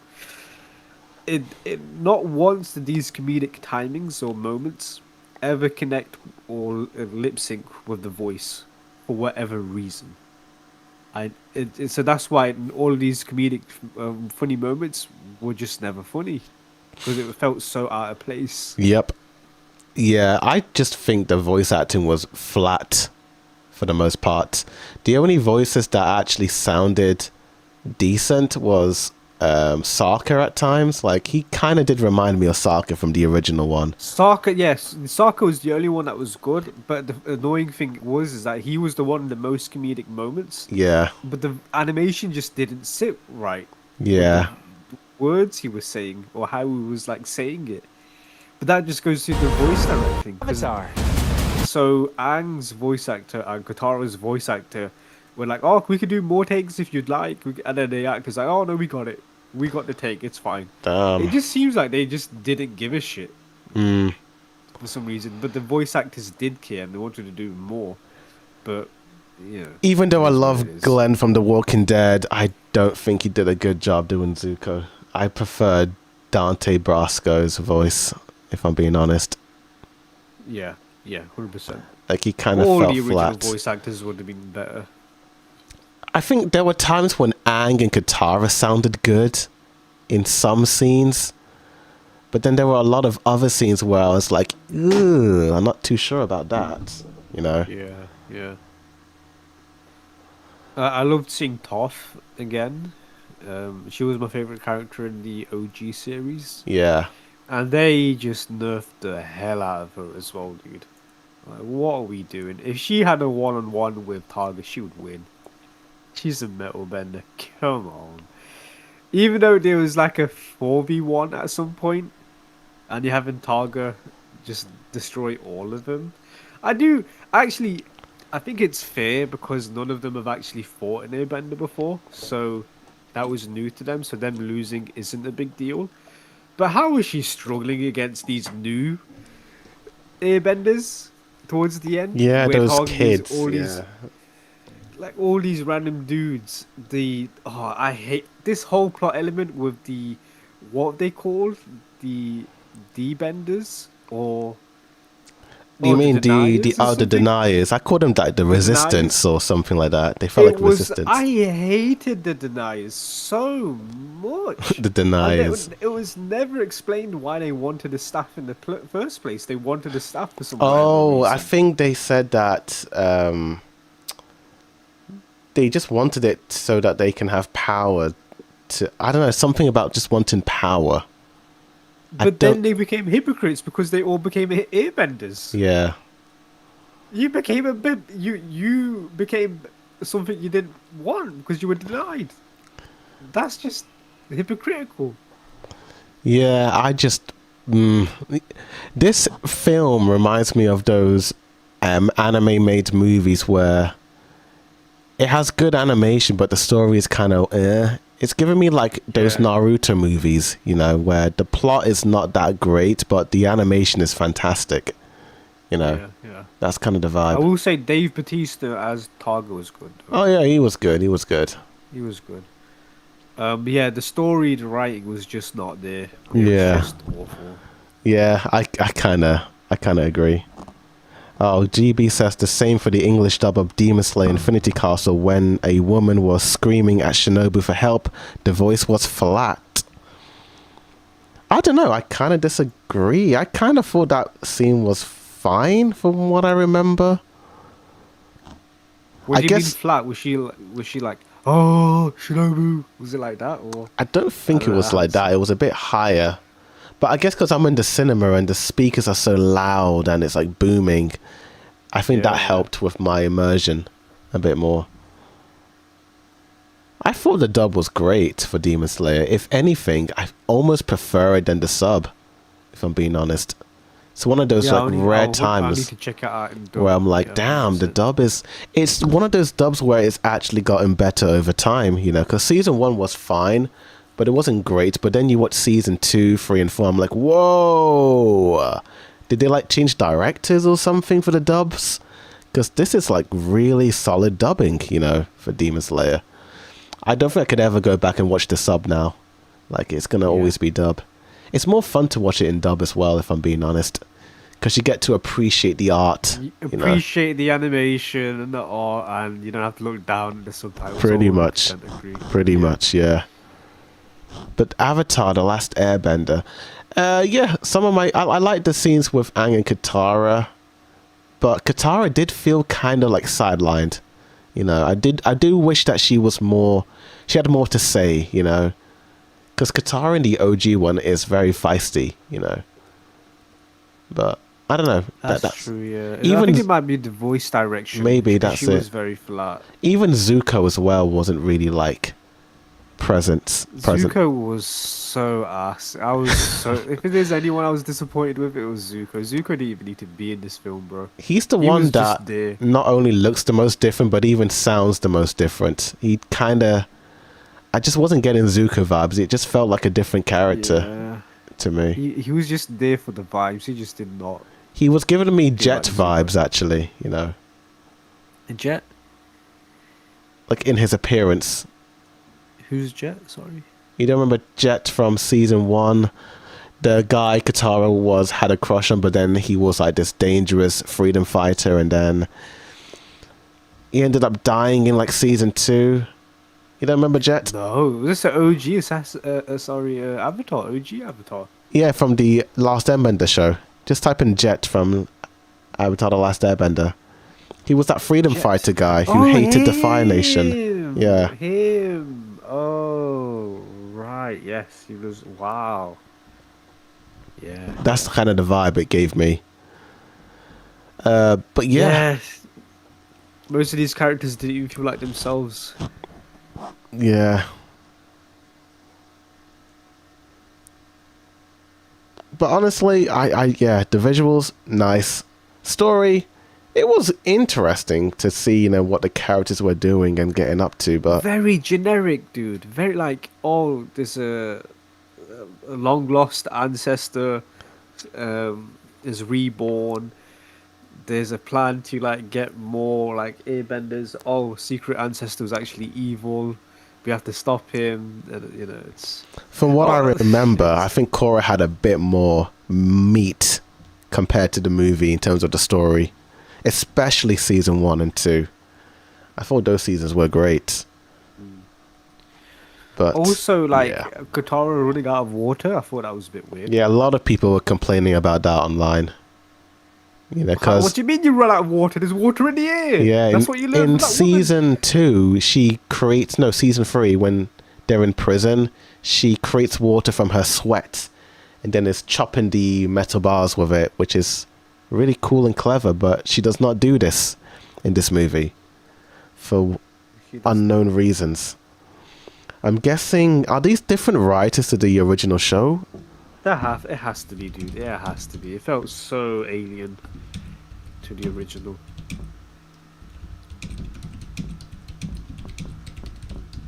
And director question mark.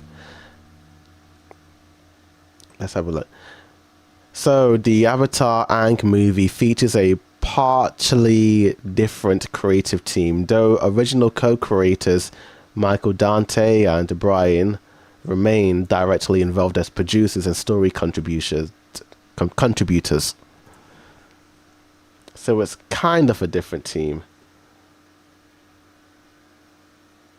There are some new directors. Nude directors. New directors. New directors. Okay.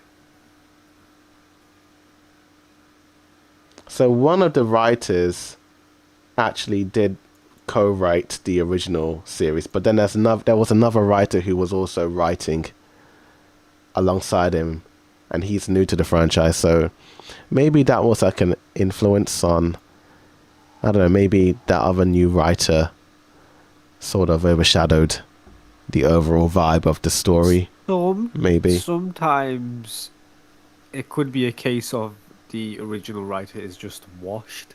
Yeah. I mean, And look at then Russell the T new Davis for Doctor Who, you know. That's true, yeah, 100% true. Dude was goated in 2005 to 2010 with the Christopher Eccleston and David Tennant era, and I'm just hearing trash now. It's like it's just getting to a place where you're too comfortable. Yeah. And you're not like trying to impress anyone anymore, and that just influences your writing, and it pretty much ends up being shit. Yeah, unfortunately. It's a shame because I like the animation. And I feel like Seven Havens is the exact opposite, where I do like the story in what this trailer is presenting us it with, but the animation is not that good. You know, like Seven Havens, the plot looks interesting, but it has pretty bad animation, whereas the movie has great animation, but a pretty okay plot. Will you watch Seven Havens? I think I will. You might want to watch Korra first, though. God damn it, I do need to watch Korra, because Korra was mentioned in the trailer. Because this is after Korra. Fuck. Yeah. You might need to. Maybe after your Beyblade journey, you can watch it. I mean, there's no rush. When is Seven Havens out? It's in October the 6th? No, October the 9th. Okay. It comes out. Oh yeah, where were Suki and Azula in the movie? They were nowhere to be found. Nowhere. I like those characters. Apparently their scenes were cut as well. That's what I heard. Damn, that sucks. Mentioned. Yeah. Oh well. Oh well. But speaking of the Beyblade journey, like I just said, may as well get onto the Yu-Gi-Oh! And Beyblade so far. I'll just start off with Yu-Gi-Oh! And what I... Yeah. So I watched all these episodes last week, and before I review it, warning, hot take alert, hot take alert. That's all I'll say. Sitting back. I'll sit Okay. back. So, of course... I put a muzzle. So what did I say? So my notes. So before I read my notes for season 2, episode 9, just be warned, these opinions may not reflect the episodes beyond episode 9. It is just how I felt about the show at the time when watching episode 9. So you just brace yourself, okay? I'm holding tight. Don't worry. Okay. So season 2, episode 9. I was surprised that blue-haired Yu-Gi-Oh! Player is a brother of quadruplets. Mokuba actually is finally doing something competent, which I really like. Finding out that the cheating bros are cheating. Wait, what the heck did I say that? Ignore that. I do like how Joey is improving and getting better. I thought this episode was very meh. Blue hair boys, Jinzo's card has a similar design to All for One from My Hero Academia. Was Horikoshi inspired by this show? Regardless, this episode was a struggle to watch. Very boring. Everything was moving so slowly, and Taya's exposition again of the evil threat coming for Yugi is so overdone. A painful episode to sit through. After watching this episode, I went to see when this show first aired, and it came out in the same year as the original Beyblade with Tyson, 2001. I am starting to understand why I am starting to understand why I'm not vibing with this version of Yu-Gi-Oh! As much as I thought I was going to. It has the same vibe and style as the original Beyblade, and I dislike a lot of things about the OG Beyblade, but the second generation Beyblade, known as the Metal Saga, I found to be much more enjoyable than the original Beyblade. So at the time of this review, I did wonder if I should have watched the second generation of Yu-Gi-Oh!, the version that came out around the time Metal Fusion came out. I know my opinions might change, but it's my honest thoughts. I also didn't like the original Beyblade battles, and my brain kept turning off when I watched them, a bit like some of the Yu-Gi-Oh! Battles here. At least so far, after watching episode 8 of season 2, the battles so far are my least favourite part of the show for Yu-Gi-Oh! At least so far. I am just here for the drama and character growth and story progressions.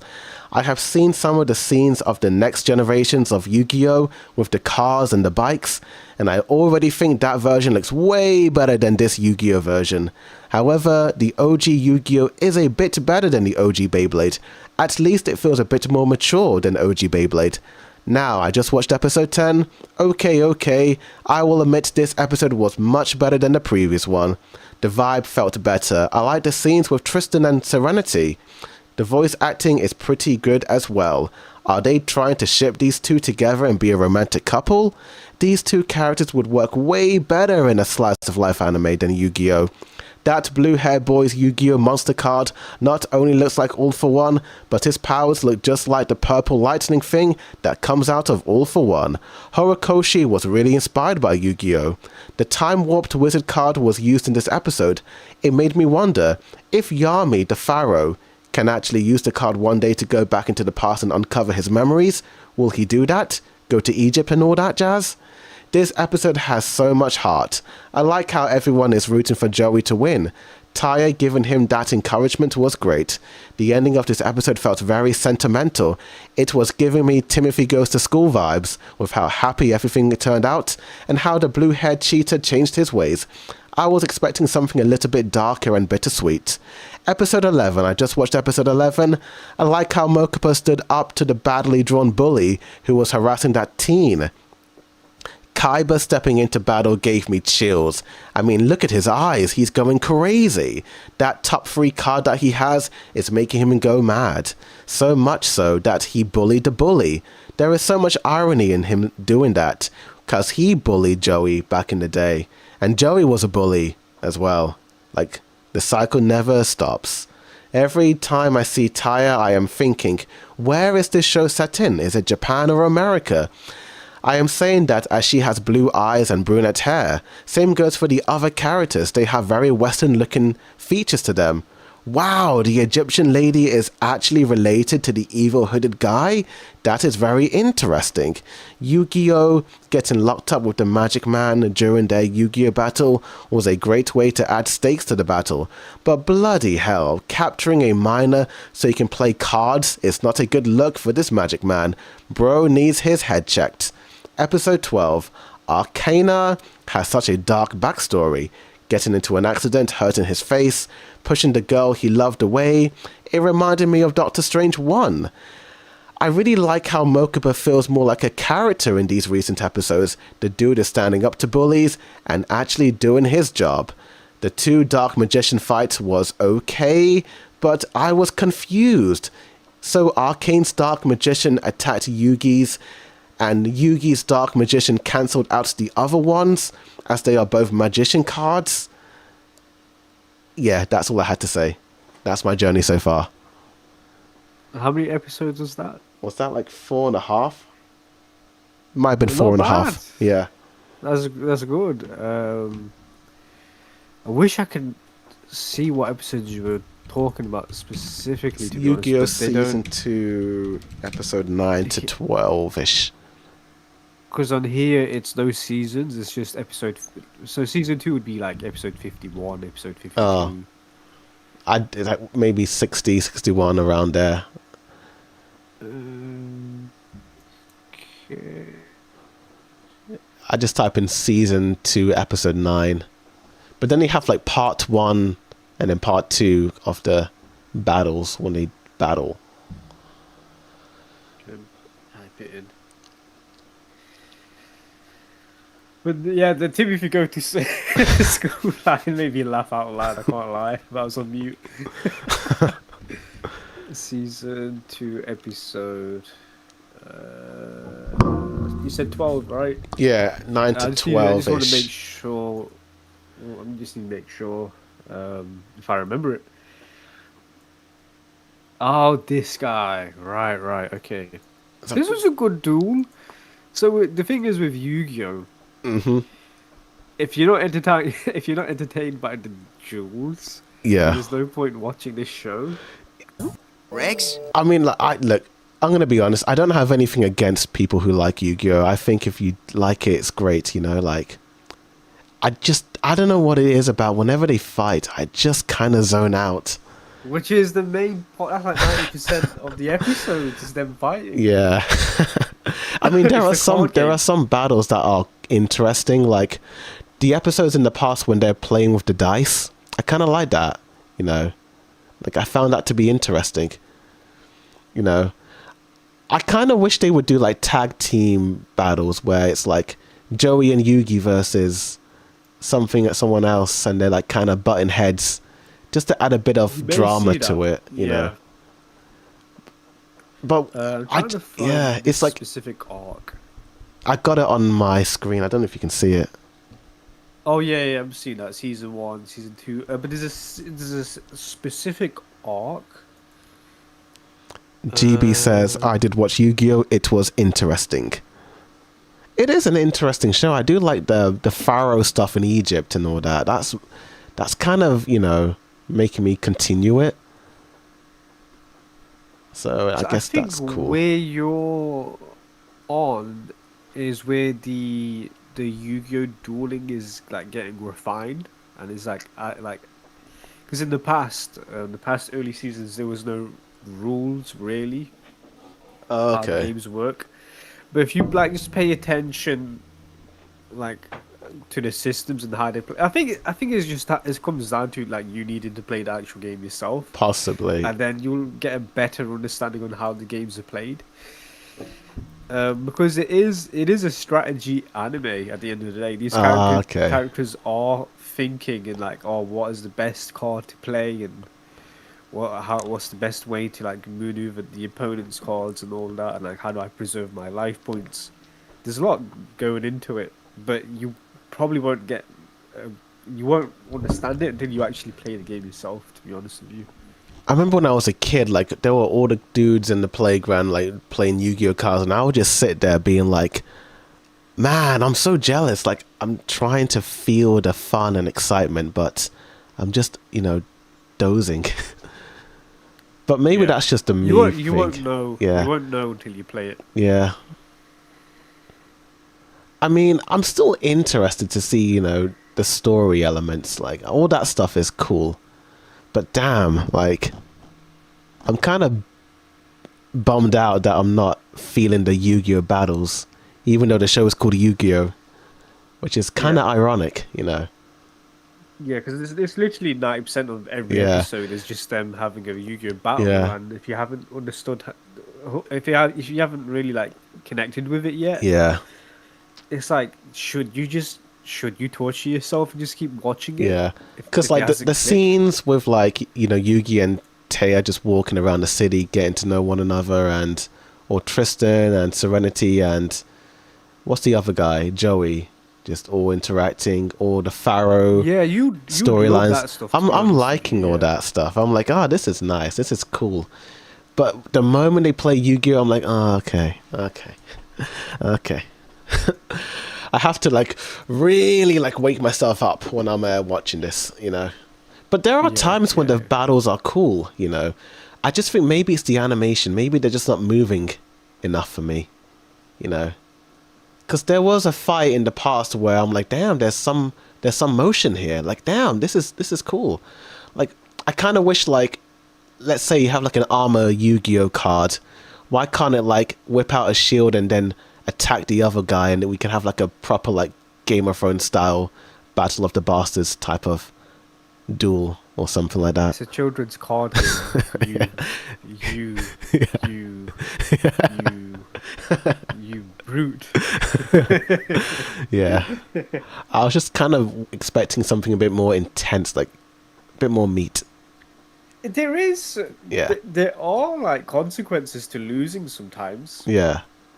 which like you get sent to the Shadow Realm and your soul is Oh tortured. yeah, I keep So, forgetting about that. Yeah, the Shadow Realm. So that's like the underworld, I'm guessing. so it is changed from the Japanese. I think in the Japanese you just straight up die when you lose the game. Okay. But in here, because they couldn't show characters die, it's instead they just get tortured. Ah. Your soul gets tortured. But I think we do need to set up like a Yu-Gi-Oh game eventually, because I think once you understand like how it works and like what you do and whatnot, you'd like it much more. I kind of get it. So like the guys pick out a card and then they're like, I'm gonna summon this card, and they have the card and they attack it, and then they get another card. They do a combo attack, and then they try and They have like a spell card, yeah. trap card. There was a cool moment in like one of the episodes where Joey, or was it Yugi, they used a time card to age up one of their Yu-Gi-Oh warriors. That was Joey, yeah. Yeah, I thought, okay, that is cool. I like that. Like, why That can't they doesn't do? exist in the actual game. Oh, like, why can't they do that more often? Like, that's interesting. I like it when they do that. Yeah, it doesn't that. So the things like that is what it. There was no rules to like earlier Yu-Gi-Oh episodes where you could just like, oh, I got this time card, I'm gonna age up this dragon from a baby dragon to now. I think you eventually start seeing the game more refined. And you'll Yeah. understand when you see it, but they can't just pull out time cards like Yeah. that and just like, oh, this dragon card age up. but you yeah, again, you need to play the game itself.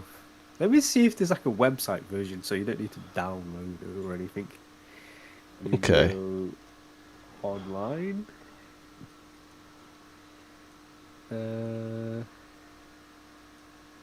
But yeah, so Beyblade. I've been pretty consistent, okay? I've been pretty consistent. I mean, it's always been 5 episodes a week. But this week I have nothing to show for it. Oh, damn.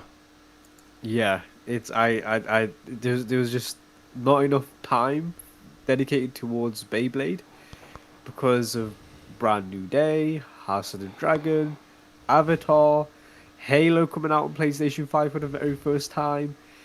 I was just occupied, and I just not have. Oh, and X-Men Season 2 from the 90s show.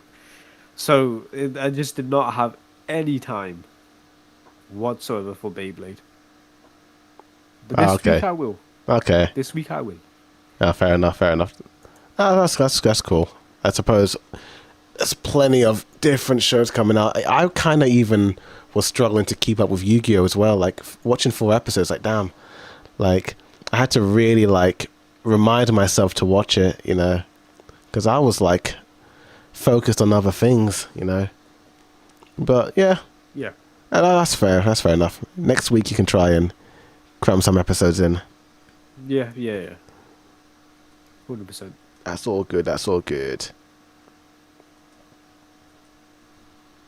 Okay. So, in other news,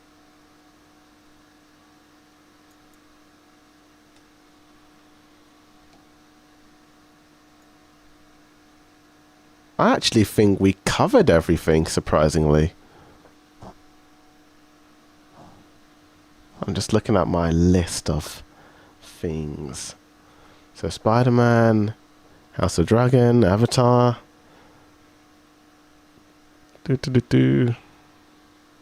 Yeah, pretty much. I mean, yeah, the One Piece dub is coming out soon, so I'm looking forward to finally watching Elbaf arc. So I'm gonna wait for Oh, right, that. right. So that'll be cool. How will you dubbing work? Because the Japanese is still ongoing, or are they gonna do like a weekly thing for the dubbing? Like They do this batch week you get releases, so it's like batch 12 releases. episodes per batch. So they're gonna Ah, drop all 12 dub episodes. So the first 12 episodes of Elbaf will be I released. see, I see. Okay. That is cool. Yeah, in the full season. That'll be cool to watch. But yeah, that's that. Oh yeah, Sony did talk about their response towards the physical media, saying that, yeah, we're gonna keep going with it. We don't really care. Like, what did they say? There are various reasons we made this decision. The biggest being that digitalization of contents overall has been progressing. That's the big factor. Yeah, they recently showed their first quarter for 2026, and 82% of sales have come from digital. Yeah, yeah, like, dude, as much as people complain, wow, physical media, like, you guys are part of, like, the 10-20%, you know? Like, Yeah. Yep, yep. most people are watching stuff digitally, you know? It's just more convenient. Even I prefer digital stuff these days now. Like, I used to like, you know, discs, but even I'm like, oh boy, you know? Yeah. Like, the prices as well. Like, at least with digital, you can purchase a streaming service and then, you know, just pay a small fee and then play as many games or watch as many films and TV shows as possible, you know? Yeah, that's another thing that people sleep on is PlayStation Plus, because on PlayStation Plus there is like a huge collection of free games to play in that subscription service, Yeah. and you don't need to buy the games. I just feel like, let's just see where it all goes. I think GTA 6 will determine that. And Yeah, if a because lot of, GTA 6 is not on disc either. I don't know yeah, if you're aware of that, but yeah, it's a it's going to digital be a code. digital only thing. So I I think, think yeah, so. I think what Sony should do is okay, like because they produce disc, right? They produce like millions of discs a year, like in for like movies, TV, game, or whatever, to distribute as well.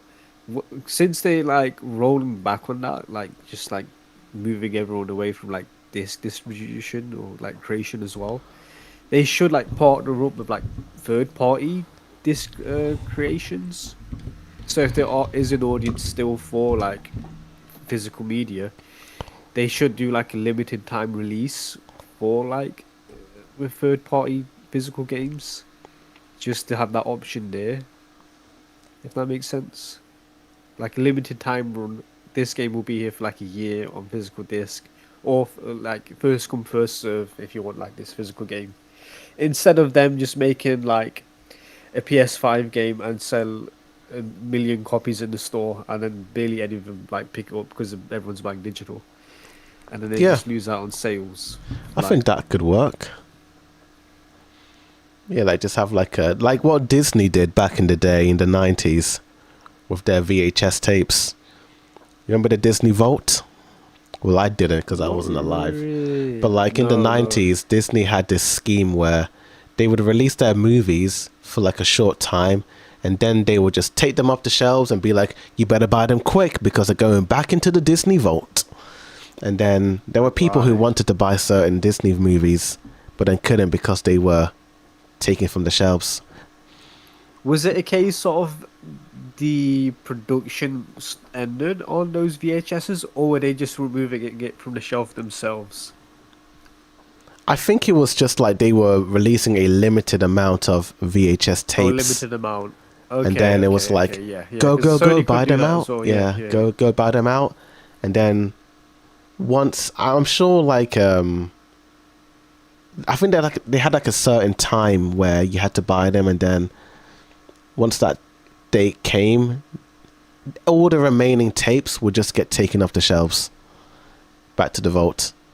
Because yeah, Interesting. I think Yeah. that's better because then they're not just sitting there. You know, there's more demand, there's more like hunger to buy it compared to just having hundreds of copies of the I same think game.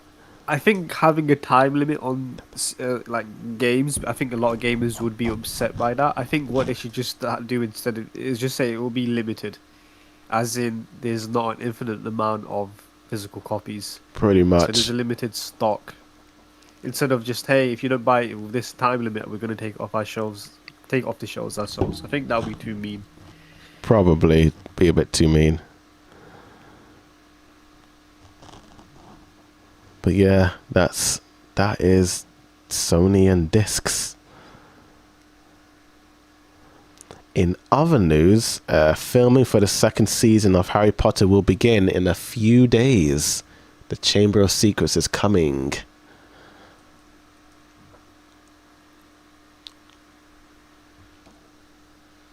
So that's good signs, if anything. Yeah, at least they're filming it back to back, keeping the kids looking young instead Yeah. of taking ages to release it.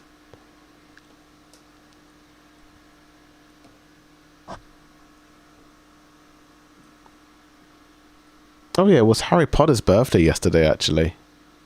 July 31st.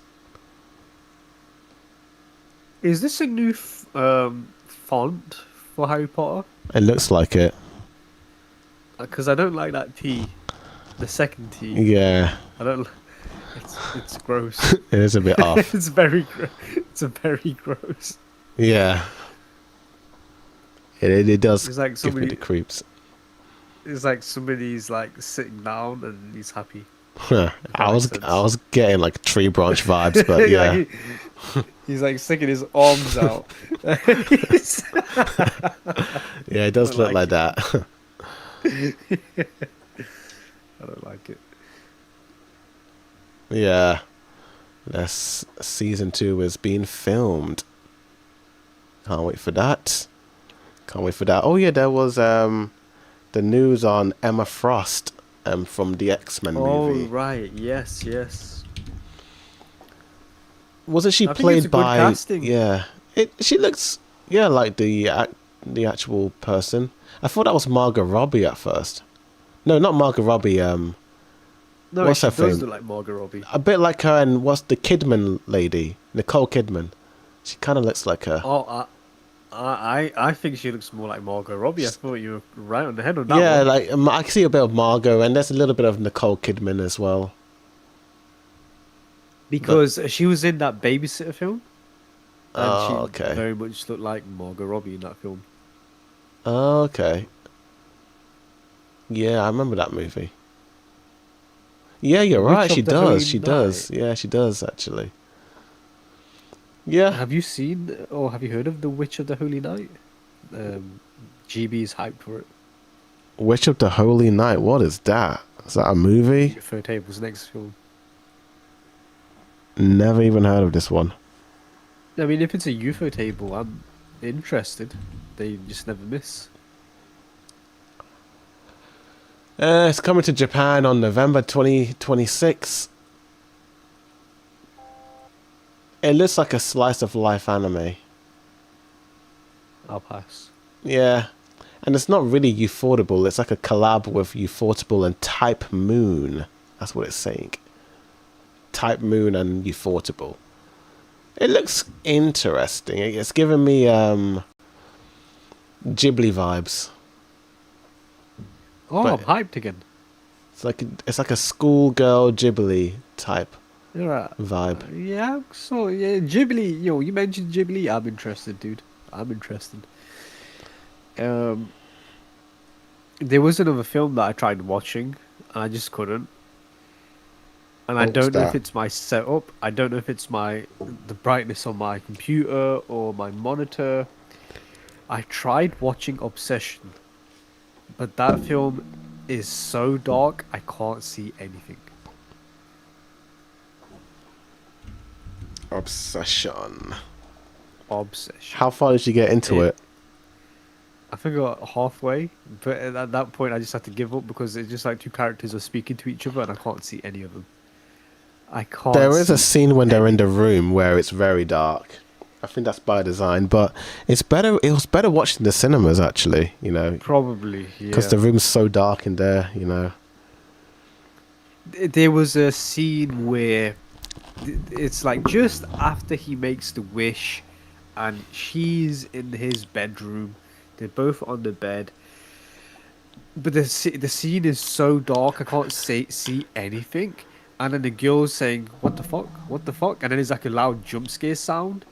But I can't see anything. I don't even know what she's reacting to. Like what's going on? Hmm. It's so confusing. I'll try and get up. I'll try and take a screenshot of what I was watching, and then you can just see how bad it is compared to like what you saw in the cinema. And then bust it up.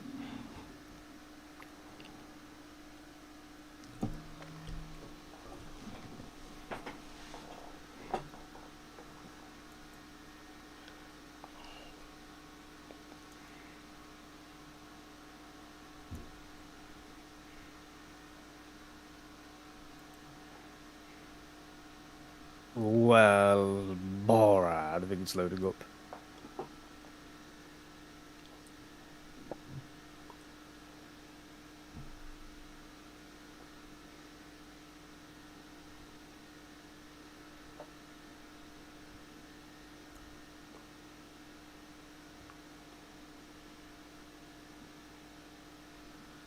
Well, never mind. I can't. It's not loading for me. Oh. Yeah, anticlimactic. Oh well. I mean, maybe try watching it in the dark if you I can. was. It was. Yeah, it was at night time. I tried watching it lights off. It was a horror Okay. film, setting the mood. I mean, it was just But that one scene that's very dark, but the rest of the film is well lit. You know. And I don't know. It was even when even the boss scene in the opening. It was just dark. hmm, It was very weird. that's interesting. I suppose yeah, it is a dark looking movie in terms of like the visuals.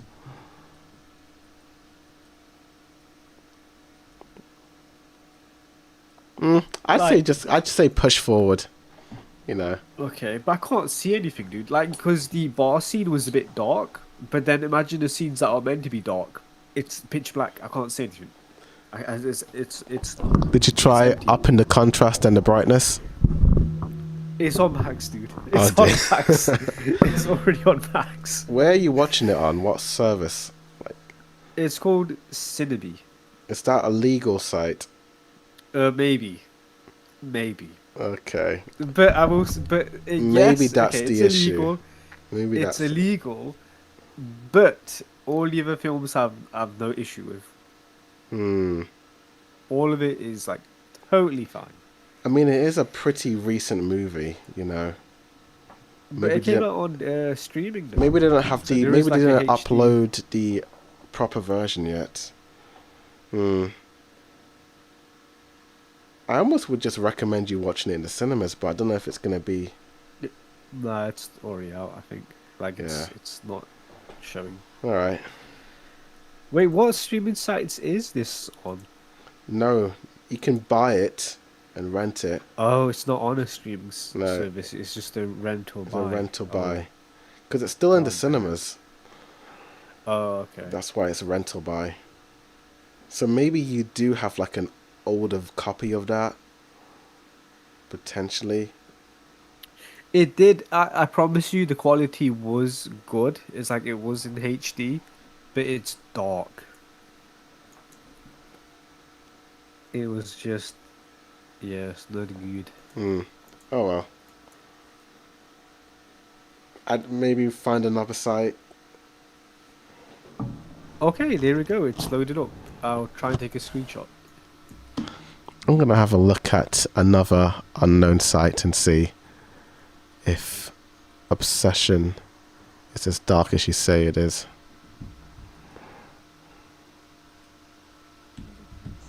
I mean, the site I'm looking at doesn't look too bad. Dude, I tell you what what. is this? I'll send you the Is- same. Send me the screenshot and I'll send you the screenshot. Okay, that's the bar scene. What timestamp is that? Can you tell me? 30. 12:30. You sure it's 12:30? Yes, 12:30. Yeah. Okay.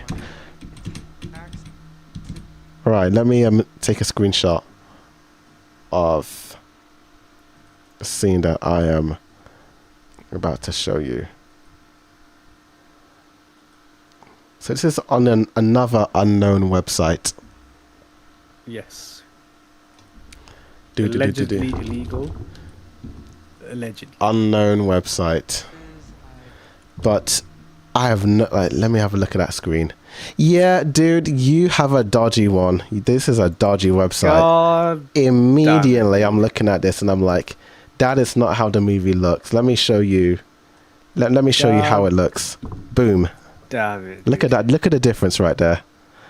What you're seeing is how we saw it in the cinemas and how it's meant to be seen on digital. Look at that. Like, yeah, you're watching it on the dodgy Why the side. hell is mine so dark? That's why you're struggling. You're watching it on a dodgy site. But the quality doesn't look HD though. I don't. Is it HD on the dodgy site? Yeah, it is. Yeah, 1080p. Okay, my one is like doesn't show a resolution. It looks. It looks fine. 720. It looks fine. No, Oh, what is the link? Do you have a link for that? you want to I'll use the check it link? out. All right, I'll send you the Yeah. link on chat. Unless you want to spend £15 on it. Oh, I don't have the resources for that at the moment. There you are. Nice. Oh, has the video frozen? Oh dear. Let me have a look. Nope, it's fixed now. I didn't realize it was frozen. Let's have a look at the comments. GB says, I finished watching Beyblade Metafusion Season 1. I felt sorry for Jinga. Yeah, what happened to Jinga in the end of Season 1? Pegasus went away. But don't worry, because Ryu said that he may come back after he rests Yeah. his wings. Get on Metal Fusion ASAP, dude. You'd love it. Yeah. Well, he's saying that he needs to watch Metal Masters next. Masters. Oh, Metal Masters. Metal That's it. Masters, my bad. Metal Masters. Yeah, it's if you like Metal Fusion, you're gonna love Metal Masters. You're gonna love it.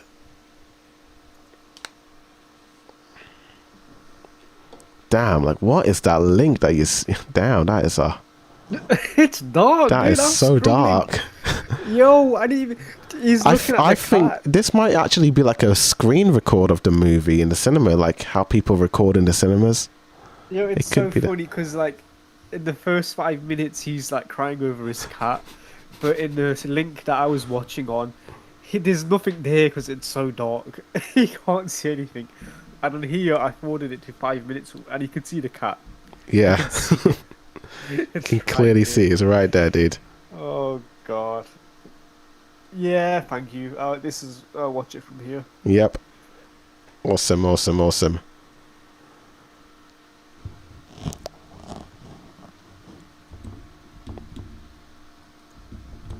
Because it's a good movie. Put that here. Save it. Yep. Link favorites. GB will be watching season 2 of Metal Masters. Very good indeed.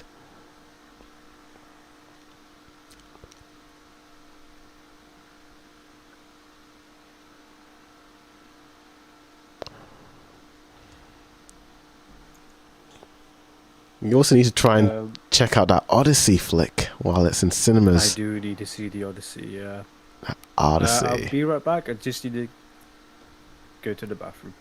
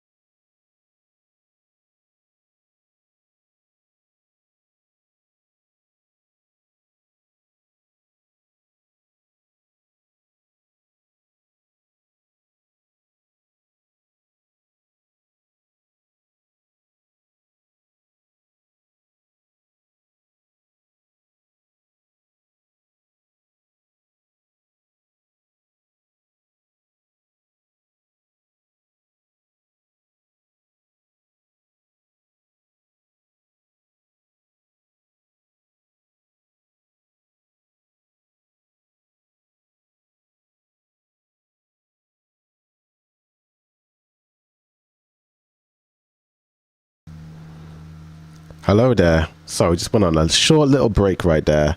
Hi there, Goku Edit 93. Yes, we are back.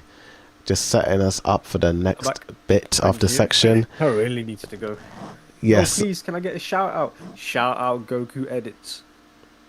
we just, yeah, shout out to Goku Edits. So, in the past, we've done Naruto rankings, Attack on Titan rankings, One Piece rankings, My Hero Academia rankings, but there is one ranking that we haven't done yet, and that is Demon Slayer. Demon Slayer. So, I have sent you a link to every character in the anime so far.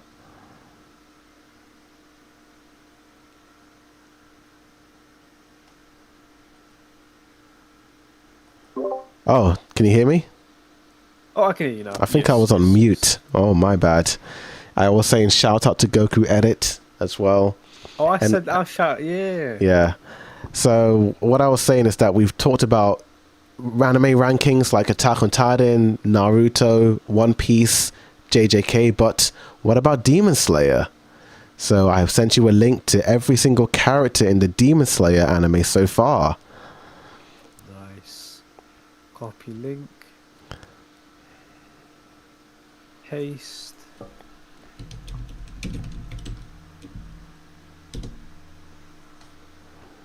So I'm gonna When quickly. you do when you do the list, um, what do you call it? Just show it on the stream. I won't look, but just so they can see. Oh yeah, Yeah. that's actually a good idea. Okay, I'm gonna put that here.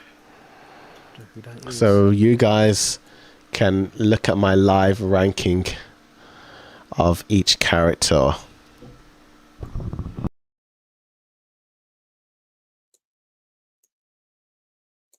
Where am I going to put you? I'm going to put you right here. Darky, I remember you. You're going to go right. I think you're going to be here, if I'm being honest. Same with you.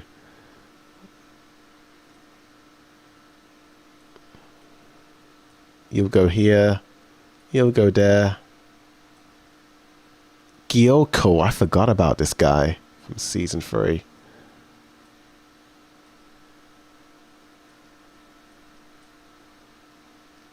Gyutaro. Oh yeah.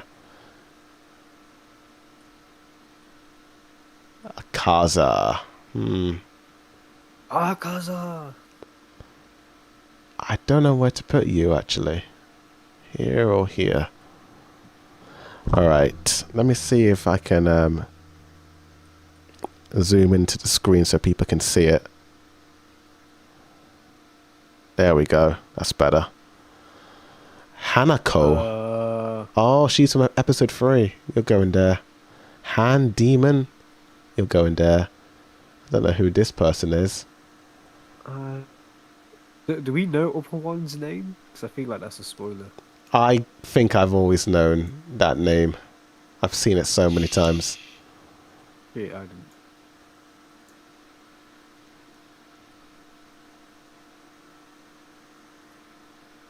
Put that here.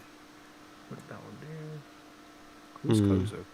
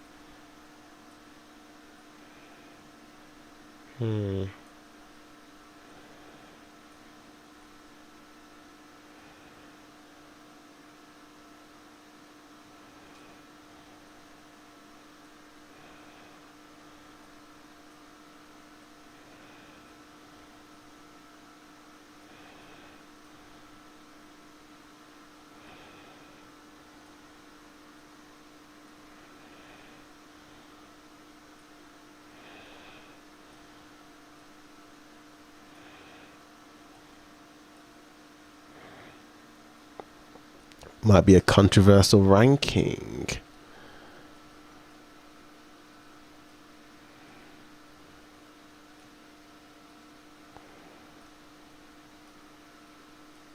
Almost done.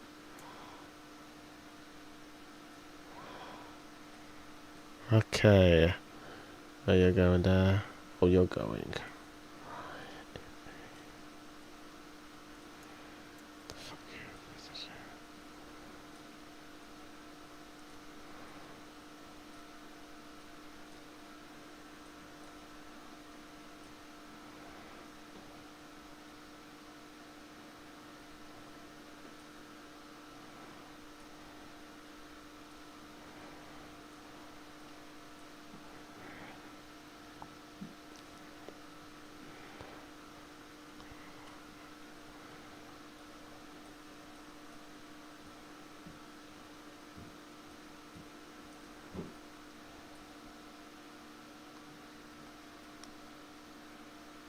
Okay, I think I'm done. I'm gonna send a screenshot. And I kind of want to watch this film again now because of doing this.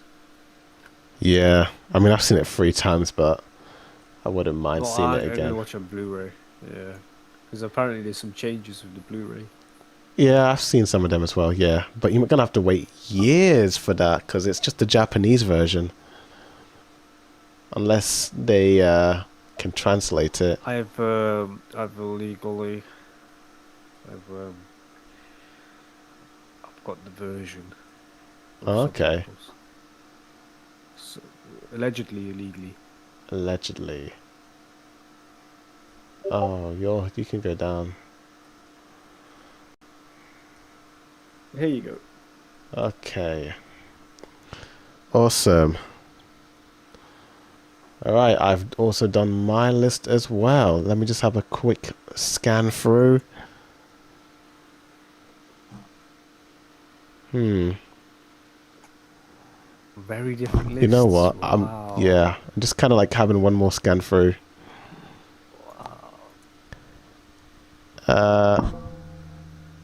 Yeah, I feel like that's how I feel about the characters so far. I mean, the show's not done yet, so it could change. Yeah, 100%. That's why I have certain characters in certain spot because they're mysterious, and I've left it in there.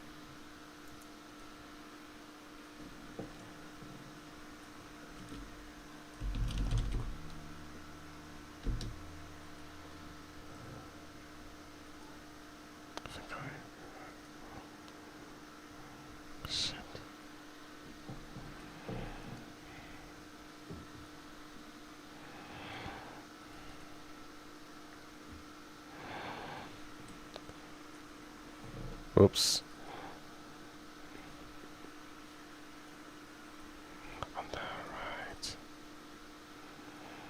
Okay, so on the left is your list, on the right is my list. Cool, cool, cool. Let me go to Discord again.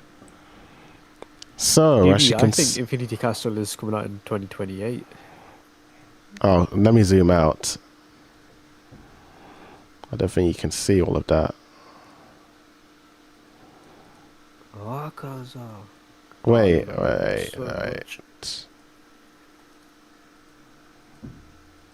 Okay, that's better. Here we go. So this is the list. So let's have a look at your list. Okay. I feel like we kind of agree on the F tier and the D tier, like, and even C tier. I think you have Mitsuru a little bit lower than me. Any reason for her being that low? You are so harsh with your D tier. What are you doing? But sorry, yeah, what were you saying? Yeah, you have Mitsuru a little bit too low on C. Any reason for that one? I don't like her. You don't like her. She's just a fan service character that can do ballet. I think that's why I like. Mine is the fan service, but just I like her powers more. Okay. Yeah. I think we haven't seen enough from her. Yeah. Like, there's certain characters that have like same screen time, but they've done more with their ability. But Mhm. she not good enough, Yeah, so she's in C. that's fair enough. Uh, yeah, let's have a look. Do do do do do.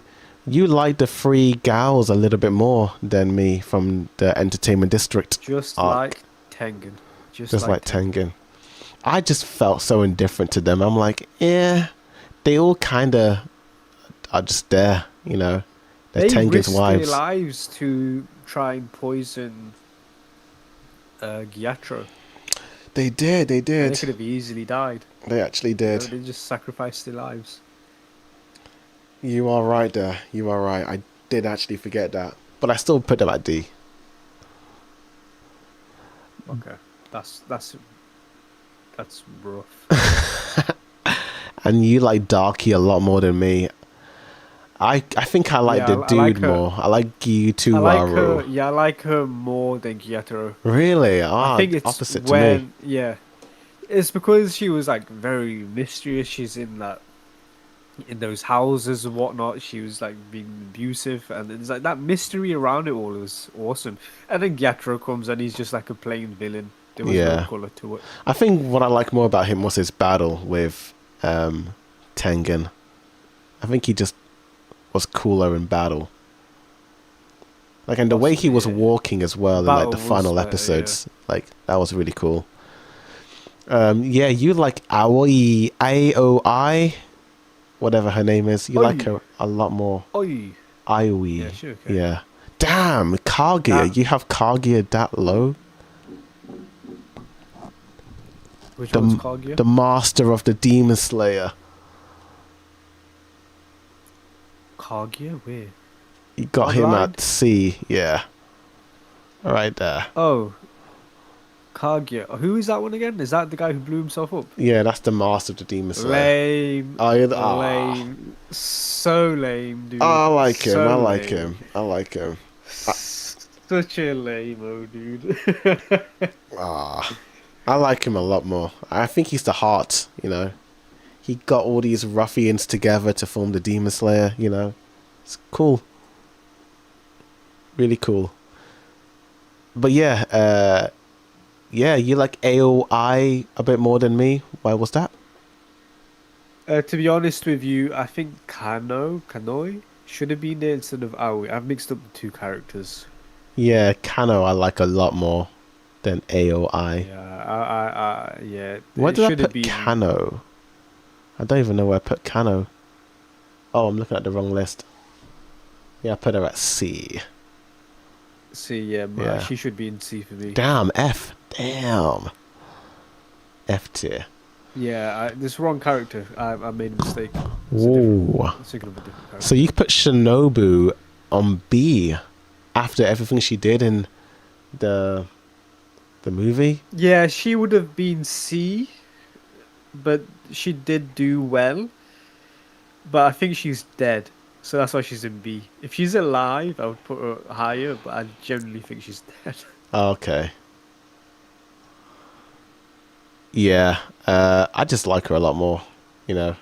Yeah, yeah, I yeah. think she's a cool character.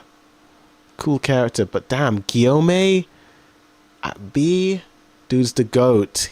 He was the first Demon Slayer to stand toe to toe with Muzan. Like, absolute goated dude. Like, he has my respect.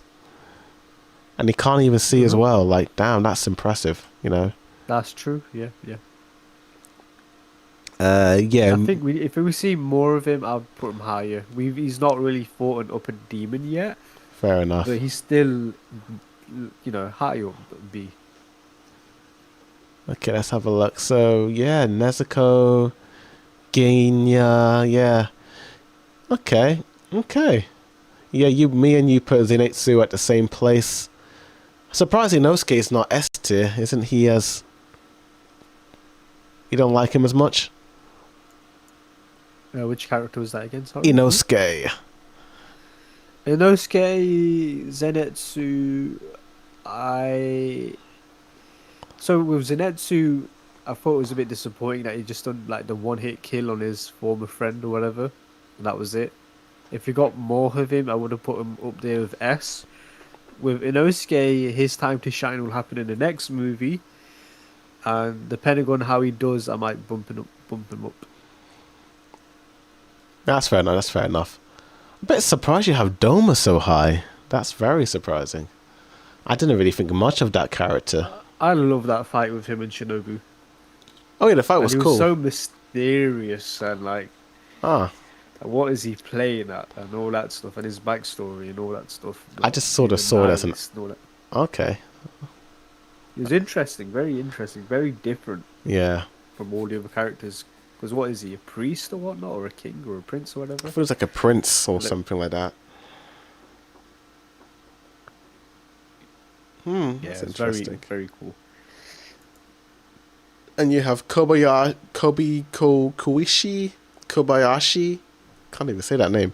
Kokuishibio. The six-eyed man. Brother, what are you saying?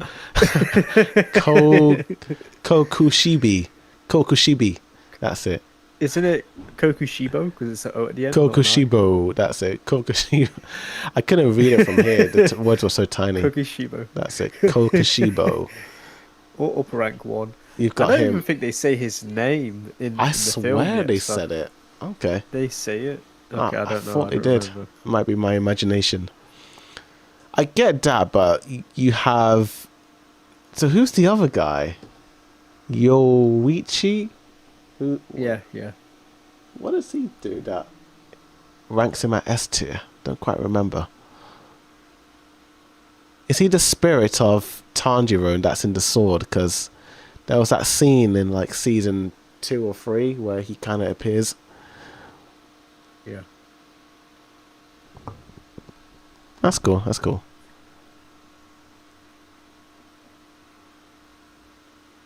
And yeah, actually, your list is pretty much more or less the same with mine on the top stuff. You just have like a lot of people in D. You just should in D.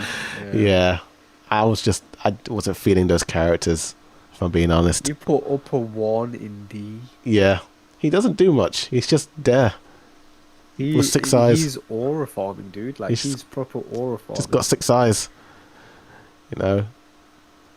No, like the film before the Infinite Castle, where the upper ranks meet each other. So much aura. Come on. I'm gonna have to wait for You the have next the film. Wind Harsher on D as well. Okay. dude, Oh, you is he got a the? problem. Is that Sanami? Yeah. Yeah, I don't like him. He gives me Alright. Bakugo vibes. He's so angry and hot-headed, and he hurt Nezuko as well. He stabbed her in the arm. Like, Yeah, but she's I can't a forgive demon. her. She can heal herself. Yeah, but that's Tanjiro's fam. You know, you can't do that to Tanjiro. No, that was no good in my opinion. That was no good. I've never forgiven him. Okay. Even Tanjiro's spirit, you didn't like that, or wherever that is. I don't know what it is. I Yoichi? didn't think much of it. It's just a spirit. He doesn't have any lines. He was the first person to ever make Muzan shiver and shake. Oh yeah, in the flashback. Okay. Yeah. But we don't know too much about it. It's still kind of vague, you know. It doesn't matter. Even if it's mysterious and vague, it's all about the aura. and that aura, the aura was off the scale. It's all about the aura. That's fair enough. That's fair enough. That is fair And enough. then, yeah, just besides that, I do agree with the other characters, Yeah. except for Tanjiro's, not Tanjiro, Tengen's wives. Obviously, they need to be higher up. Yeah. I might need to rewatch that arc again. Because I just didn't I think think that was much my of them. favorite arc. It is my favorite arc as well, but I just didn't really think much of those characters. I was just more focused on the other stuff that was happening, but yeah, I suppose. I don't remember their personalities. You know, they all kind of seemed the same. Yeah, Tengen Sama. Oh no, actually, they're not the same. They're basically Tanjiro, Zenitsu, and Inosuke. in a Yeah, way. like the female versions Like of them. Yeah. Like Alvin and the Chipmunks and the Chipettes, essentially. It's kind of that. Yeah. It's kind of that dynamic. But no, that's a pretty good list. I've seen spoilers of the future, unfortunately. I kinda know what's gonna happen in the next film. Like there is one battle where I'm like, I saw a manga spoiler and I'm like, whoa, that is a huge spoiler. But I think if you watch the first film, you can kind of see where it's going. Like they kind of plant in some clues regarding a specific moment. But I won't say what it is. I'll let you be surprised. Yeah, it's the fact that it's 3 films as well is like, what more could they do after the second film? Yeah. You know? Very curious. Very interested in seeing where it goes. But yeah, that is our ranking for Demon Slayer. Now, I don't know if we have time. We could maybe squeeze in one more since we're on the topic of Demon Slayer. Arcs. What, best arcs? Yeah, the Demon Slayer arcs. There's only like 7 of them. Fine. Yeah, that's fine. Okay, let's have a look. Okay. This one has all the arcs, but there is one more arc after Infinity Castle, it says. But I think that's still part of it. Yeah. No, that could be a spoiler, be careful. I've seen that name of the arc. I've seen the name all over the internet, but I don't know if I should show you it. Don't. Let me, So you don't know the name of that arc? I don't know the name. I thought Infinity Castle was the last one. Oh, no. I mean, it's kind of... I think that arc is connected to Infinity Castle, in a way. Yeah, that makes sense. Because when I said, what more could they do after the second film? Now that I know there's a third, like an arc after the, Infinity Castle. So it makes sense that part 3 will be in addition to that. I don't know what it could be, but my guess it could be an epilogue. Like what they did with My Hero. Yeah, sounds like an epilogue. Okay, I'm trying to find maybe Demon Slayer seasons with movies. Okay, here we go. This is better. Much better.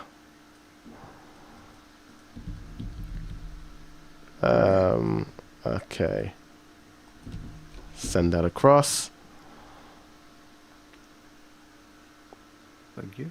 Wait, that's the image. What the heck? My bad. I sent the wrong link. My bad. There you go. Okay, so I'll do my ranking live again. This one's kind of easy, if I'm being honest. So you are gonna go here. Let me go here. Oh, that's the TV version of it. Oh, I was confused. Yeah, okay. there's the Mugen Train movie and the TV. It's just a movie split up. Right, okay. Yeah. What is the last image? That's the Infinity Castle. Right, okay. Part 1. It's so small. Oh, this one's So easy. so it's split up in seasons and not arcs. Okay. Yeah.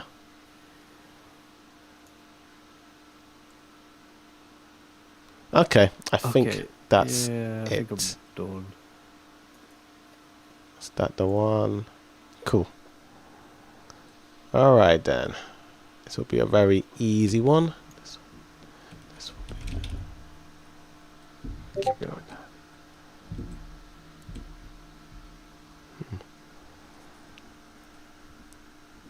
Okay, that's interesting. That's very interesting. You're a little bit more generous than I thought you were gonna be. Yeah, I should have put those 2 arcs in D. Yeah. They were good moments, to be fair, so it wasn't all bad. Okay. So on the left is your one. And on the right one, it should be my one. Cool. So yeah, the 4th season, which was not Swordsmith, the harsh retraining, pretty much filler, apart from the last episode. I didn't really like it, if I'm being honest. I kind of wanted it to end. It was a struggle to watch live. Painfully bad, painfully boring. Awful. It was like, oh gosh, it's Demon Slayer going downhill. I thought it was horrible. And then C tier, I have the third season, which is the Swordsmith Village arc. Another pretty underwhelming season. Like, I watched it the first time, I thought it was fine, but then the rewatch, it was not good. I was like, ugh, what a huge downgrade from where we were. Yeah. Like a massive downgrade. And then B tier, there's nothing there. And then, of course, season 1 is at A tier. I thought it was a good way to start the show, but there were some boring episodes in season 1, if I'm being honest. Mugen Train was cool. I think the more times I rewatch it, I like it a bit more. And then Entertainment District arc, but of course number 1 is Infinity Castle, just because of all the cool moments. But yeah, your list is Hashira. Yeah, so us, we kind of have the same opinion. You like season 4 a bit more than me though, with that rating. With a C, yeah. I think there was good moments in it, like specifically Nezuko speaking, like being immune to the sun. And then we get Muzan's flashback. It all comes in the last episode, to be fair. Yeah, that's where the good moments come from. Pretty much. And the Hashira training arc, there's none of that. None of that, except for the final episode with Muzan destroying the castle. Yes, yeah. But yeah, so you have Mugen Train next. So you like Mugen Train a little less than I... Oh no, it's the same rating because it's the same movie. Yeah, A. Yeah. But you rank season 1 a lot higher than me, S tier, which is... It's not too much higher, but wow, that's... some of the arcs I like, to be honest with you. The puzzle room, the guy was like tapping a drum and it changes the rooms. I thought that was interesting. That was cool. Yeah. And then the spider arc. And then the introduction to the Hashiras. Good. That's cool, yeah. I suppose I just kind of felt like some of those moments went on for a bit too long for me. They did slow the pacing down a bit, but yeah, I can see you liking that. But yeah, you and I have the final 2 kind of flipped. I like Infinity more than the Entertainment, even though they're both goated. Did I not put Infinity Castle first? No, you put Entertainment first and then Infinity second. Oh, it's meant to be the other way, my bad. Okay, so then we both have the same rating. Yes, yeah. Infinity Castle is meant to be above... that's fair enough. Mugen... Yeah, whatever that was. Mugen Train, yeah. Yeah, it's a go-to arc. It's a go-to movie. Just need the rest of it to be released. But that's the thing. This is only part 1 of that arc, yeah. Yeah. It was good. I loved it, yeah. It should be number 1. It should be. It was absolutely amazing. But yeah, I think that is all the ratings and rankings done, and I think that's all the podcast topics done. We pretty much covered it all. Awesome. Nice. So next week, House of the Dragon, the penultimate... how do you say that word? The penultimate? Penultimate. The penultimate, that's it. Yeah. Second to last episode. That's going to be out. Hopefully Beyblade as well, and Yu-Gi-Oh! Beyblade, yeah, 100%. And yeah, and whatever I watched during the week as well. So that'd be cool. But yeah, dude, that was a good podcast. I'll see you when I see you.